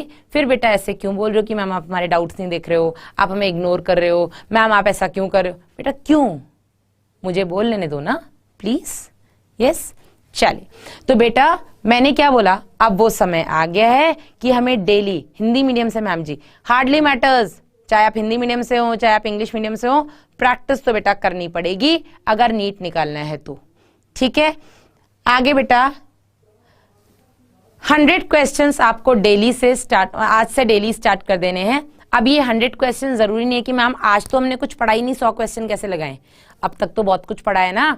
किसी भी चैप्टर के बेटा उठा करके आप 100 क्वेश्चंस लगाइए आज की डेट में। अगर आपको लगता है कि इस चैप्टर के नहीं, तो 2 चैप्टर के मिलाकर के 50-50 क्वेश्चंस लगा लीजिए। नाइस विशाल, 120 प्लस आप लगाते हैं, बहुत अच्छी बात है। लास्ट में तो बेटा आपको डेली बायो के 250 क्वेश्चन लगाने ही हैं। ये मैं अभी की बात कर रही हूं कि जिस किसी ने भी अभी तक क्वेश्चन प्रैक्टिस शुरू नहीं किया है वो बेटा आज से डेली बेसिस पे 100 क्वेश्चंस प्रैक्टिस करना शुरू कर दे, डेली बेसिस पे। ये जरूरी नहीं है कि वो 100 क्वेश्चंस आपने जो आज पढ़ा है उसी से रिलेटेड हो, वो 100 क्वेश्चंस बेटा कहीं से भी हो सकते हैं। हो सकता है जो चैप्टर आपने आज से 1 महीने पहले पढ़ा हो, बेटर है बेटा उसके क्वेश्चंस लगाइए। इससे आपको पता रह जाएगा कि 1 महीने पहले जो पढ़ा था वो दिमाग में अभी भी बैठा है कि दोबारा बैठाने की जरूरत है। यस, चलिए तो ये बेटा आपके बायोलॉजी में आपको क्या करना है, एनसीईआरटी 11th और 12th अपने बेड पे रखनी है। सुबह उठते ही एनसीईआरटी पढ़नी है, रात को सोने से पहले एनसीईआरटी पढ़नी है। सोते हुए मतलब पढ़ोगे तो बेटा नींद बहुत अच्छी आएगी, नींद में भी एनसीईआरटी चलेगी। सुबह उठते ही फिर बायो आप वही टॉपिक देखेंगे तो बेटा आपका पूरा रिवाइज हो जाएगा। सुबह उठ के बेटा अगर आप पढ़ोगे तो उस टाइम पे मूड बहुत फ्रेश होता है, उस टाइम पर पढ़ी गई चीजें दिमाग में बिल्कुल बैठ जाएंगी। अब हम बात करते हैं बेटा चैप्टर वाइज, है ना? मैम आपने ये तो बता दिया कि चैप्टर वाइज हमारा वेटेज क्या है ना? अब बेटा मैम मैं आपको ये बात बताऊंगी कि 38 चैप्टर, तो एक चीज तो आज क्लियर है, तुम लोगों को घर में 38 स्टिकर लगाने हैं। कितने स्टिकर्स लगाने हैं आप लोगों को? घर में 38 स्टिकर्स लगाने हैं आज। अब ये 38 स्टिकर्स बेटा कहाँ कहाँ लगाने हैं वो आप देख लेना। अगर आप किचन में समय निकाल रहे हो तो 2 किचन में लगा देना। अगर आप रूम में हैं बेटा तो रूम में अपने बेड के पास तो ऐसे लाइन से लग जाने चाहिए, ठीक है? बालकनी में है, बालकनी में बैठना पसंद करते हैं सुबह को उठ के 1 घंटे या दिन में, तो बेटा बालकनी में लगा देना 2-4 स्टिकर्स। इस तरीके से बेटा ये 38 स्टिकर्स छोटे छोटे, और इन 38 स्टिकर्स में बेटा आपको chapter number 1 the living world, इस लिविंग वर्ल्ड में बेटा जो कैरेक्टरिस्टिक फीचर्स हैं लिविंग के, जो कैरेक्टरिस्टिक फीचर्स हैं जो सारे के सारे लिविंग ऑर्गेनिजम्स एग्जिबिट करते ही करते हैं, वो सारे कैरेक्टरिस्टिक फीचर्स बेटा आपको पता होने चाहिए। यहीं से क्वेश्चन आता है, ठीक है। दूसरा लगाए हैं मोनू ने, हाँ। दूसरा बेटा आपको यहाँ पर क्या करना है, जो लास्ट में आपका टॉपिक है ना म्यूजियम वगैरह, यस स्टिकी नोट्स बेटा, जो लास्ट में ना आपका वो म्यूजियम वगैरह, इनमें क्या फर्क होता है बेटा, ये आपका टिप्स पे होना चाहिए। तो बेटा ये जो आपके 38 स्टिकर होंगे, इन 38 स्टिकर पे आपको टॉपिक नहीं लिखने हैं, जो आप भूल जाते हो उसके स्टिकर्स अलग रहेंगे। ये जो आपके 38 स्टिकर्स रहेंगे बेटा, जो चैप्टर वाइज हैं, इसमें आप जैसे जैसे पढ़ते जाएंगे वैसे वैसे टिक लगाते जाएंगे। जैसे आपने लिविंग वर्ल्ड एक बार पढ़ लिया, उसके ऊपर लिख दो 1, ठीक है। फिर किसी दिन आपने हफ्ते बाद, 10 दिन बाद फिर आपने लिविंग वर्ल्ड पढ़ लिया, उसके ऊपर लिख दो 2, ठीक है। फिर कभी बेटा आपने, और ये तो आपने लिखा नंबर 1 2, जितनी बार आपने एनसीईआरटी पढ़ा उतनी बार टिक लगाते जाएंगे, जितनी बार आपने क्वेश्चंस प्रैक्टिस किए हैं उतनी बार, ठीक है। एक बार एनसीईआरटी पढ़ी, मैम 1 लगा दिया। दूसरी बार एनसीईआरटी पढ़ी, मैम 2 लगा दिया। मैम 3 बार एनसीईआरटी पढ़ ली, अब जाकर के चैप्टर थोड़ा भेजे में भिज रहा है, तो अब मैडम मैंने ना क्या किया, एक बार क्वेश्चन भी प्रैक्टिस कर लिए। 3 बार एनसीईआरटी पढ़ी है लेकिन क्वेश्चन केवल एक बार प्रैक्टिस किया है, तो बेटा उस एक के ऊपर आप लोग क्या करना है, आपको उस एक के ऊपर क्या करना है, टिक लगाना है कि मैंने क्वेश्चन अब तक सिर्फ एक बार प्रैक्टिस किया है। इससे बेटा इसका क्या फायदा है मैडम, इसका क्या फायदा है, ये तो कुछ भी टाइम पास नहीं। इसका फायदा बेटा ये है कि एंड टाइम पर आप अपने आप को फिर एनालाइज कर पाएंगे। एंड टाइम पर मतलब महीने बाद, कि इस महीने मैंने क्या किया, चलो अपने आप को जरा सम अप करते हैं, अपने आप को एनालाइज फिर करेंगे आप, इस महीने मैंने क्या किया है, या इस हफ्ते मैंने बायो में कितना किया, तो आपको खुद सामने रहेगा कि इस हफ्ते मैंने बायो में ये 7 चैप्टर पढ़े थे और मैंने क्वेश्चन सिर्फ 3 ही चैप्टर्स के लगाए हैं। ओके, इस चैप्टर के क्वेश्चंस मुझे दोबारा लगाने की जरूरत है। समझ में आया? यस, छोटी सी चीज है बेटा, छोटी सी चीज है बिल्कुल, है ना, कि आपने जैसे ही आपके जो भी 38 स्टिकर्स लगे हैं, उन 38 स्टिकर पे आपको 1 2 3 क्यों लगाना है, कि इतनी बार हमने एनसीईआरटी पढ़ ली है। ये है क्या, एनसीईआरटी रीडिंग, कितनी बार आपने एनसीईआरटी पढ़ी है ना। और ये जो टिक है बेटा, इस टिक का मतलब क्या है कि आपने क्वेश्चंस प्रैक्टिस कितनी बार किया है, 1 बार कर लिया, 2 बार कर लिया, 3 बार कर लिया, क्योंकि आपको सभी चैप्टर्स को मतलब भाव देना है भाई, किसी को भी हल्के में मत ले लेना, क्योंकि एक भी चैप्टर को आपने हल्के में ले लिया और उसने अगर बेटा नीट में अपने भाव दिखा दिए ना, बहुत मुश्किल हो जाता है संभालना। आप तो हिस्सा बन गए हो जिंदगी का, आपकी हर बात जहन में आ जाती है। Thank you so much Junaid. ये बात ना मुझे बहुत बच्चे बोल चुके हैं कि मैम आप जो बोलती हो वो दिमाग में, अच्छी चीज है बेटा, इट्स नॉट अबाउट मी। किसी भी एक आपका आइडल होना चाहिए लाइफ में, एक आपका अच्छा गाइड होना चाहिए, वो जो बोले बेटा, क्योंकि कोई भी आपका बड़ा, स्पेशली आपका टीचर, आपके पेरेंट्स कभी बेटा आपके लिए गलत नहीं बोलते। सेशन बहुत लंबा बेटा मैं नहीं चलाऊंगी, बस हम सेशन अभी 15-20 मिनट में खत्म कर देंगे। तो द लिविंग वर्ल्ड, और अभी उसके बाद मेरी तरफ से 15-20 मिनट में खत्म हो जाएगा, उसके बाद बेटा आपके डाउट्स का सेशन रहेगा, ठीक है। चले, हाँ संगम आप भी बोल चुकी हैं, राइट। तो बेटा ये तो हो गया आपका, एक एक करके चैप्टर वाइज आपको स्टिकर्स लगाने हैं, ठीक है। लिविंग वर्ल्ड के बाद आ जाओ बायोलॉजिकल क्लासिफिकेशन। बायोलॉजिकल क्लासिफिकेशन में हमने कितनी बार क्वेश्चंस कर लिए हैं, हमें कितनी बार हमने चैप्टर्स पढ़ लिए हैं, स्टिकर्स बेटा प्रॉपर रहने चाहिए। बायोलॉजिकल क्लासिफिकेशन में थोड़े कैरेक्टरिस्टिक्स को याद करने की मतलब दिक्कत आती है, वहां पर बेटा आपको एग्जाम्पल्स को याद करने में थोड़ी परेशानी रहती है, तो वो चीजें बेटा स्टिकर्स लगा करके आप अपनी वॉल पे चिपका लीजिएगा। एनिमल किंगडम में तो बेटा सबसे ज्यादा दिक्कत आती है आपके एग्जाम्पल्स को याद करने में, और एग्जाम्पल से भी ज्यादा दिक्कत आती है बेटा आपको उनके साथ कॉमन नेम याद करने में, कि पिंक टेडा का कॉमन नेम क्या है। हाँ जी बता दो जरा, राइट। हाँ तो अच्छी चीज है, आप जिसकी बेटा सारी बातें मानते हैं आप उसकी फिर बातें माने, क्योंकि वो आपकी भलाई के लिए बेटा, आपको आपकी भलाई के लिए आपको हर चीज बता रहा है ना, अपने एक्सपीरियंसेस से बता रहा है, अपने बच्चों के एक्सपीरियंसेस से बता रहा है, वो जो बता रहा है वो सिर्फ और सिर्फ आपकी भलाई के लिए। हाँ जी, पिंक टेडा का कॉमन नेम क्या है बेटा, ये छोटी मोटी चीजें आपको सिर्फ एग्जाम्पल्स याद नहीं करने हैं, एग्जाम्पल्स के साथ साथ बेटा आपको उनके कॉमन नेम्स भी याद करने हैं। यहीं तो दिक्कत आती है। कोई बात नहीं, संगम अभी तक नहीं पढ़ा है तो, है ना। इस तरीके से बेटा आपको सारे चैप्टर और जो भी बेटा आप वेटेज लगाएंगे, मतलब जो भी आप स्टिकर्स लगाएंगे उस चैप्टर के आगे उसके वेटेज भी लगा लेना कि यहां से 4 क्वेश्चन आएंगे। ठीक है। आपके एनिमल टिश्यूज से अगर हम बात करें, इसको तो मैं बहुत क्लियर बोल चुकी हूँ, यहाँ से 2 ही क्वेश्चन आएंगे। एक आएगा आपके एनिमल टिश्यूज से, और एनिमल टिश्यूज में बेटा मेजरली एक किस में से आता है, आपके एपिथेलियल टिश्यू से। एक ही आएगा, एक से ज्यादा नहीं आएगा। दूसरा बेटा आ जाएगा आपके कॉकरोच से। ये बेटा अभी हमने 2 दिन पहले पढ़ा है, तो आई एम श्योर बच्चे की चीजें या बच्चों के डाउट्स क्लियर है। ठीक है। तो पहले तो मैंने सोचा था इंपॉर्टेंट टॉपिक्स और इम्पॉर्टेंट चैप्टर्स सब कुछ मैं एक साथ कर लूंगी, लेकिन क्योंकि पार्थ सर का भी सेशन है ना, और बच्चों को डेटा भी बचा करके रखना है, तो मैं नहीं चाहती बच्चों के साथ, मतलब बच्चों को बाद में पछताना पड़े यार फालतू में ही मैम की क्लास अटेंड कर ली। हम फिर कभी बेटा बात करेंगे इंपॉर्टेंट टॉपिक्स पर।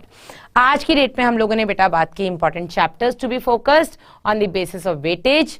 एनसीईआरटी कब पढ़नी है, बायो में 360 में से 360 बेटा कैसे लाओगे आप, किस तरीके से आपको एनसीईआरटी पढ़नी है। बेटा अगर आपने इतनी सी बात मान ली ना, फिजिक्स केमिस्ट्री का तो मैं नहीं कह सकती, लेकिन बायो में तुम्हारे 360 कोई नहीं रोक सकता बेटा। बायो में आपके 360 आएंगे। कैसे आएंगे, तरीका मैं बता चुकी हूँ। प्रीवियस ईयर क्वेश्चंस बेटा हम डेली कर ही रहे हैं, उससे आपको आइडिया भी मिल, राइट एके गेमिंग, राइट, उससे आपको आइडिया भी मिल जाएगा कि हम लोगों के, मतलब हम लोगों को कितना आता है। और जो बोल रहा था कि मैम हमें यही नहीं समझ में आता है कि क्या इंपॉर्टेंट है, क्योंकि हमें तो सब कुछ ही इंपॉर्टेंट लगता है, तो समझ में नहीं आता आगे क्या करें, है ना। आज पेड टेस्ट का कोर्स, पेड कोर्स का टेस्ट है हमारा। चलिए बेटा, अब जल्दी से आपके डाउट्स के लिए एक पूछिए बेटा, क्या क्या पूछना है। हाँ जी, ओपन फॉर ऑल।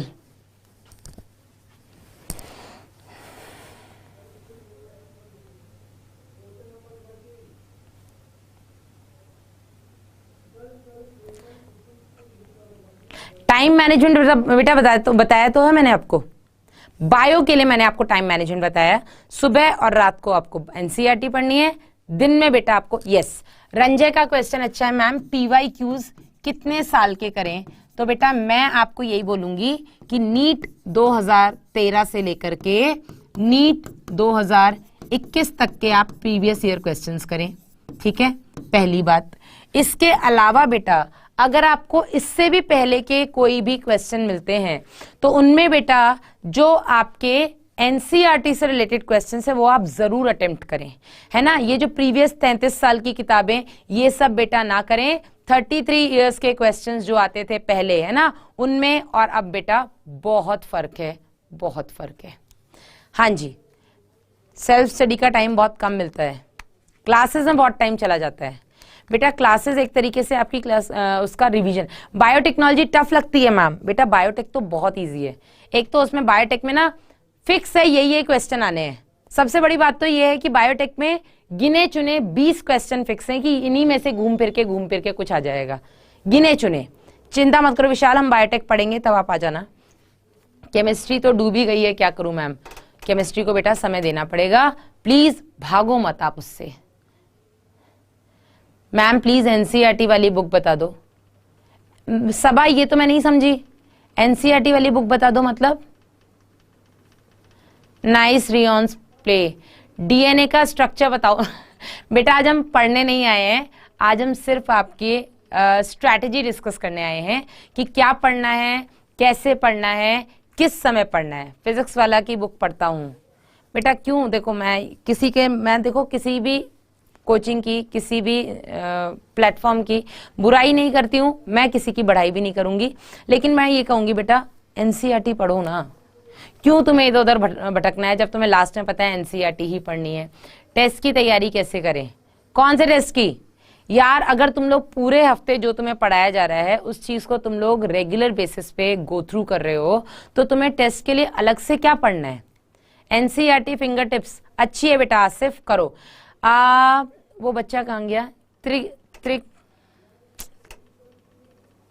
त्रिकुवर, यस त्रिकुवर, अब आप अपना डाउट पूछ सकते हैं। वीआईपी क्लास में टेस्ट है और 12:30 बजे पार्सर। हाँ बेटा ये तो अब आपके ऊपर है, टेस्ट देना है कि पार्सर की क्लास अटेंड करनी है, वो उसके लिए मैं कुछ नहीं बोलूंगी। चैप्टर बाय थ्योरी कराएंगी अब। मैम जी फिजिक्स केमिस्ट्री मन नहीं लगता है। बेटा मन तो लगाना पड़ेगा, इसके लिए तो कोई सोल्यूशन नहीं है, मन तो लगाना पड़ेगा। 12th के साथ नीट की तैयारी कैसे करूं? अहाद खान आपका अच्छा क्वेश्चन है बेटा। 12th प्लस नीट अगर आपको करना है तो ये देखिए, अभी आपके पास बेटा 1 या 1.5 महीने का समय है 12th के बोर्ड्स के लिए, है ना। तो अभी मैं ये बोलूंगी कि जब तक आपके बोर्ड्स नहीं हो जाते तब तक आप पूरा फोकस करें 12th पर, ठीक है। अहाद आपके एसपी सर कहाँ पर हैं? बेटा वो कोटा में हैं पर वो क्लासेस ले रहे हैं। अहाद आपके क्वेश्चन का मैं आंसर कर रही हूँ कि 12th के साथ तैयारी कैसे करें। तो बेटा 12th में आपको पूरी तरीके से अभी अपने बोर्ड्स पे फोकस रहना है, ठीक है। 2 महीने रह गए, 2 महीने भी नहीं रहे हैं इनफैक्ट अगर मैं बात करूं तो 1-1.5 महीने आप पूरी तरीके से बोर्ड्स पे फोकस करें। अगर आप बोर्ड्स पर अच्छे से फोकस करेंगे तो ये समझिए आपके 12th का 50% सिलेबस या 100% जो भी सिलेबस है, सीबीएसई वालों को 50% सिलेबस करना है अभी बोर्ड से पहले, बाकी बोर्ड्स वालों को पूरा करना है। तो आप बेटा अभी 12th का बहुत अच्छे से कर लो, बहुत अच्छे से मतलब बहुत ही अच्छे से, कोई डाउट नहीं रहे 12th में। और जब आपका 12th के बोर्ड्स हो जाएंगे फिर बेटा आप 11th पढ़ना शुरू कर दो। 12th के बोर्ड्स और बेटा आपके नीट के बीच में काफी अच्छा समय आपके पास रहेगा, उस टाइम पे आप 11th पढ़ना शुरू करो और 12th रिवाइज करते रहें, तो हो जाएगा कि नहीं हो जाएगा। अहाद यूपी बोर्ड एग्जाम बेटा सारे एग्जाम्स होंगे, बोर्ड का कोई एग्जाम नहीं छूटेगा। हिंदी मीडियम का कौन सा बुक लूं? बेटा हिंदी मीडियम में NCERT, third dropper and need some guidance from you. पक्का पक्का कमर हुसैन पक्का। मेरी फिजिक्स के लिए क्या करूं? कुंवर क्वेश्चन प्रैक्टिस के लिए फिंगर टिप्स यस वर्षा, क्वेश्चन प्रैक्टिस के लिए फिंगर टिप्स सफिशिएंट है। फिजिक्स के लिए क्या करूं? बेटा देखो फिजिक्स में अगर हमें कुछ नहीं आता है ना, ऐसा तो हो नहीं सकता, ये बात मैं नहीं मान सकती, लेकिन बेटा मैं आपको ये जरूर बोल सकती हूं कि फिजिक्स में अगर हमसे सारे चैप्टर्स नहीं हो रहे तो एटलीस्ट फिजिक्स में भी हम वही एनालिसिस करना शुरू कर दें और आपको बहुत सारे ऐसे वीडियोस मिल जाएंगे।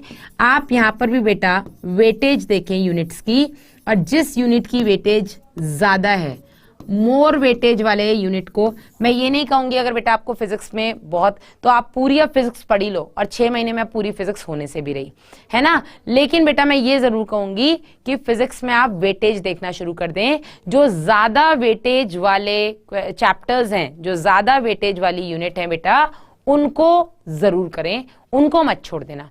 Ma'am doctor Ali book bio के लिए बेटा बहुत सही है, मैं तो पर्सनली डॉक्टर अली को बहुत पसंद करती हूँ, लेकिन वही है ना उसमें थोड़ा आउट ऑफ एनसीईआरटी है, मैं लेकिन उस लेवल का पढ़ाती हूँ बेटा, इसलिए मैं उसको सजेस्ट करती हूँ। मैं एनसीईआरटी को पढ़ाते पढ़ाते भी आपके डॉक्टर अली टच कर लेती हूँ, इसलिए बेटा मैं बच्चों को बोलती हूँ डॉक्टर अली जरूर पढ़ो, मतलब डॉक्टर अली कर लो। रीजन बीइंग ना ट्विंकल उसमें क्वेश्चन नंबर बहुत ज्यादा है, एनसीईआरटी फिंगर टिप्स भी अच्छी है पर उसमें क्वेश्चन बहुत लिमिटेड है, तो 100 क्वेश्चन में ना सेटिस्फैक्शन नहीं मिलता है। डॉक्टर अली में आपको क्वेश्चन 200-250 मिल जाते हैं। तो यहाँ पर बेटा नीट को 6 मंथ्स कैसे बोले? अच्छा विक्रम ये बेटा मैं ना एमसीआई जो मेडिकल काउंसिल ऑफ इंडिया है उसके कुछ रूल्स होते हैं, उस मेडिकल काउंसिल ऑफ इंडिया के, हाँ कुंवर मेरे नाम का है क्या, क्या मतलब मैं समझी नहीं। MCI medical council of India के बेटा जो रूल्स होते हैं उसके हिसाब से, यस शिव सिंह, उसके हिसाब से बेटा 2 एग्जाम के बीच में 6 महीने का गैप नहीं हो सकता है।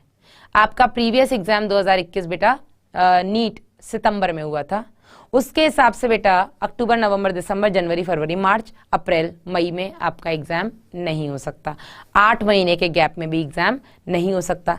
दूसरी बात, अभी तक बेटा काउंसलिंग शुरू नहीं हुई है, काउंसलिंग होने के बाद भी तो बच्चे तैयारी करते हैं, उसके बाद बेटा ये आपको 6 महीने का गैप देंगे। तो ये कंफर्म है कि नीट का एग्जाम बेटा अगर कोरोना नहीं भी आया ना तो भी जुलाई अगस्त से पहले नहीं होगा, और अगर कोरोना आ गया तो वही फिर जाएगा सितंबर में, ठीक है। तो ये मेरा ओपिनियन है जितना मैं एमसीआई के रूल्स को जानती हूँ। यस गौरव चौधरी, सेल्फ स्टडी दिन में करें या रात में? बेटा जब आपको बेस्ट टाइम लगे, जब आपको बेस्ट टाइम, जब आपको लगे कि घर में शोर कम है, 9th में हूं, मैं डॉक्टर बनना चाहती हूँ, क्या करना चाहिए? रागिनी, 9th से ही बेटा आप तैयारी में लग जाइए, क्योंकि जो आप 9th और 10th में पढ़ने वाली हैं इसी का एलैबोरेटेड फॉर्म बेटा आप 11th और 12th में करेंगी। अगर आपका 9th और 10th का बेस बहुत क्लियर है, बहुत क्लियर है, तो बेटा आपका 11th और 12th अच्छा हो जाएगा, इजीली निकल जाएगा। तो अभी से बेटा आप अपनी तैयारी में लग जाएं। 9th की जो चीजें आप पढ़ रहे हैं, अभी आपके पास बहुत टाइम है ना, सिलेबस कम है, डिटेल आप अच्छे से पढ़ सकते हैं। आप अभी से 11th की किताब पढ़ना शुरू कर दो। मेरी एक बच्ची है शिक्षा मिश्रा नाम से, मैंने पहली बार इतनी छोटी बच्ची पढ़ाई थी। वो जब मैं नीट पढ़ाती थी उस टाइम पे वो 9th क्लास में थी, वो मेरी रेगुलर क्लासेस देखा करती थी, और वो 9th क्लास में उसको क्लियर था मुझे नीट करना है। 9th क्लास में उसने 11th की बुक खरीद ली थी कि मैडम पढ़ा रही है, मुझे पढ़ना है, इंटरेस्ट है। यस कल्पना, अब बोलो आपका डाउट क्या है? 12th हिंदी मीडियम से की थी, बट अब इंग्लिश मीडियम से कर रही हूँ। नहीं, नाइस बेटा, एक बार आप इंग्लिश पढ़ने लग जाते हैं ना तो हिंदी बहुत मतलब टफ लगने लग जाती है आपको खुद ही, कि इंग्लिश ज्यादा इजी है ना। और आगे भी बेटा, आगे एमबीबीएस इंग्लिश में ही करनी है, तो अभी बेटा थोड़ी मेहनत कर लो। मेरा डाउट, कल्पना यार तुम डाउट लिख दिया करो, बार बार ये लिखने से अच्छा कि मैम आप मेरा डाउट क्लियर नहीं करते, ताकि मैं तुम्हारा डाउट देख तो लूं। 11th में हूं मैम, यस वंदना 11th के साथ लग जाओ। यस मोहित, नीट 2023 को फोड़ेंगे अपन। अब मेरे नोट्स कंप्लीट नहीं है तो क्या 4 महीने में कवर कर सकती हूँ? नोट्स बनाने क्यों हैं? बायो में तो नहीं बनाने बेटा, बायो में सिर्फ स्टिकर्स बनाने हैं, एनसीईआरटी पढ़नी है। यस, अब हिंदी टफ लगती है, सही बात है बेटा। कल्पना, भैया मुझे कल्पना का, मैम मेरा डेट ऑफ ईयर है 2005, तो क्या मेरी एज क्वालिफाई होगी या नहीं? अरे बेटा तुम लोग कितनी छोटी सी मैथ्स नहीं लगा पाते हो। नीट अगर आप 2022 देंगे तो 2022 दिसंबर 31 से पहले टिल 31 ऑफ दिसंबर आप 17 साल के हो जाने चाहिए। तो बेटा अगर आप 2005 में पैदा हुए हैं तो आई एम श्योर आप 17 साल के साल हो जाएंगे, हाँ या नहीं? 6, 7, 8, 9, 10, 11, 12, 13, 14, 15, 16, 17, 18, 19, 20, 21, 16, 22, 17 बिल्कुल हो जाएंगे बेटा। कल्पना आप दे सकती हैं। ओके कल्पना, सॉरी शक्तिमान, अब तो ठीक है। नीट का best book Hindi medium MCQ कौन सा लूं नीट का? बेटा ये आप अपने सर से भी पूछ सकते हैं, मैं तो फिंगर टिप्स ही बोलती हूँ, और कोई ज्यादा अवेलेबल है नहीं हिंदी में, but finger tip is good. NEET के लिए बेस्ट बुक कौन सी है? एनसीईआरटी, और क्वेश्चन जहां से आपको ठीक लगे आप वहां से करिए बेटा। 18 है मैम, हाँ तो ठीक है ना संगम। कल्पना आप दे सकती हो, ठीक है। राइट नंदलाल, ज्यादा उसमें क्वेश्चंस मिल जाते हैं। ओके, गूगल बाबा कहते हैं एमबीबीएस की 76,928 सीट है, पर यूट्यूब पर लोग कहते हैं कि केवल 30,000 सीट्स हैं, कौन सही है मैम बताइए? डॉक्टर बाबू, जो गूगल बाबा कहते हैं वो एमबीबीएस की टोटल सीट्स बताते हैं, जिसमें बेटा गवर्नमेंट सीट्स भी हैं, जिसमें प्राइवेट सीट्स भी हैं। प्राइवेट सीट मतलब वो भी हैं जो आपको सिर्फ फीस पे मतलब 70-80 लाख पे मिल रही हैं, वो भी हैं जो बेटा मैनेजमेंट में है। तो इसलिए जो गूगल बताता है वो टोटल प्राइवेट और गवर्नमेंट सारी सीट्स मिला करके बताता है, जबकि बेटा जो हम बताते हैं, हमारा फोकस है आपको सरकारी कॉलेज दिलाना, प्राइवेट तो आप खुद भी ले लेंगे हमें पता है, इसलिए बेटा हम आपको सिर्फ सरकारी के काउंट्स बताते हैं। 12 से 16 ईयर्स में कंप्लीट हुआ मैम, इसलिए पूछा ऑलरेडी। ओके 12th 16 ईयर में, कोई बात नहीं बेटा, अब आप दे सकती हैं, ठीक है। 12th की एनसीईआरटी, यस शेख अफसाना, बाप रे गुस्सा ही हो रही है, 3 बार पढ़ा हूं 12th की NCERT bio.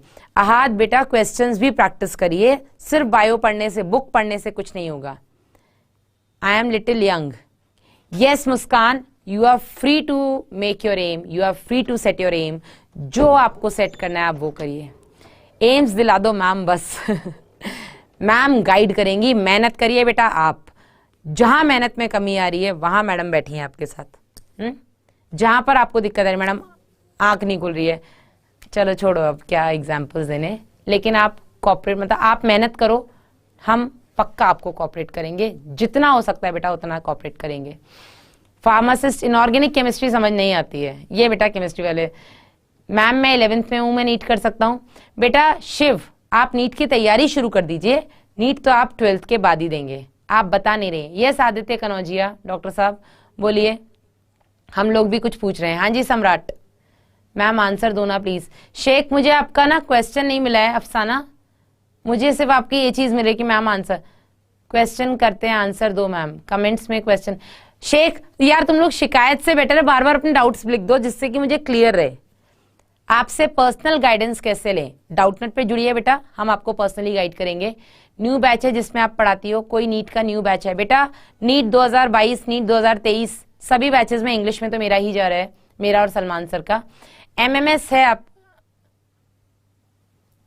Please NCERT question वाली बुक बता दो बेटा। सबा आप एनसीईआरटी फिंगर टिप्स कर दो। सम्राट बता तो दी बेटा, finger tips finger tips finger tips. अफसाना कहाँ है? मुझे अब अफसाना को ढूंढना पड़ रहा है, अफसाना का डाउट कहाँ चला गया। मैम नीट में सीट्स क्या कास्ट वाइज होती हैं क्या मैम? कल्पना नहीं, रिजर्वेशंस हैं कुछ। आदित्य 11th का वेटेज ज्यादा है कि 12th का? बेटा 11th का नो डाउट, चैप्टर्स ज्यादा है तो वेटेज 11th का थोड़ा सा ज्यादा है। ठीक है, बुक नेम बताओ बेटा। एनसीईआरटी फिंगर टिप्स कितने नंबर की जरूरत है ओबीसी में? यार सना ओबीसी और जनरल वाले अपने आप को एक तो अलग करना बिल्कुल भूल जाओ, क्योंकि ओबीसी का बेटा कट ऑफ बिल्कुल जनरल के बराबर जा रहा है। अगर मैं बात करूं पिछले 3 साल की, इनफैक्ट 2019 में ओबीसी का कट ऑफ जनरल के ऊपर ही गया था, है ना। इसलिए बेटा आप लोग रिजर्वेशन मत सोचो, ओबीसी वालों आप लोग मत सोचो, आपको तो उतना 600 के ऊपर लाना ही पड़ेगा। इनफैक्ट ओबीसी में मेरा एक बच्चा पिछली साल नीट 2020 में 607 नंबर पे बेटा रह गया और फिर वो तैयारी कर रहे हैं, है ना। तो 625 से नीचे टारगेट रखना भी मत भूल के भी। 720 रखो यार, 700 तो रखो। यस संगम, यस राजपूत। अफसाना मैम एक चैप्टर कंप्लीट किया फिर एमसीक्यू भी किया, कुछ दिन के बाद भूल जाते हैं। हाँ तो रिवाइज करो बेटा, कभी भी उठा करके उसमें से 20 क्वेश्चन निकाल लो। थर्ड ड्रॉपर, यस कमर मुझे आपका मिल गया है message. I am doing 10 boards, I don't have any notes. Government seat के हर सब्जेक्ट में कितने नंबर की जरूरत है? आसिफ गवर्नमेंट सीट के लिए आपको टोटल, मैं तो ये बोलूंगी गवर्नमेंट सीट के लिए आपको 625 नंबर चाहिए अभी तक, हो सकता है आगे और बढ़ जाए। चलिए बेटा, so this is all about bio में बेटा 360 लाने की जिम्मेदारी मेरी और सलमान सर की है आपके फिलहाल नीट 2022 बैच में। तो आप लोग हमसे जुड़े रहिए, डेली 12:30 बजे बेटा आपकी बायोलॉजी की क्लास होती है, यूट्यूब पे भी और ऐप पे भी। ठीक है, तो आप लोग बेटा 12:30 बजे हमारे साथ जुड़िए, हम लोग वहां पर बैठ के आपके क्वेश्चंस प्रैक्टिस करेंगे, previous year questions, NCERT highlights, और बेटा इस तरीके से हम साथ में मिलके बेटा नीट 2022 फोड़ने वाले हैं, है ना। तो बी कनेक्टेड और अपना बहुत अच्छा ध्यान रखिए संडे को सुबह सुबह बेटा टाइम निकालने के लिए। Thank you so much. और अब क्योंकि आपका पता है कि टेस्ट है, जो बच्चे हमारे जुड़े हुए बच्चे हैं, हाँ कल से सलमान सर आएंगे बेटा, आप लोगों का बेटा अभी टेस्ट है तो आप जल्दी से जाइए अपने टेस्ट की तैयारी करिए और फोड़िए जाकर के एग्जाम को। मिलते हैं बेटा कल, तब तक के लिए अपना ध्यान रखिएगा, बाय बाय, टेक केयर।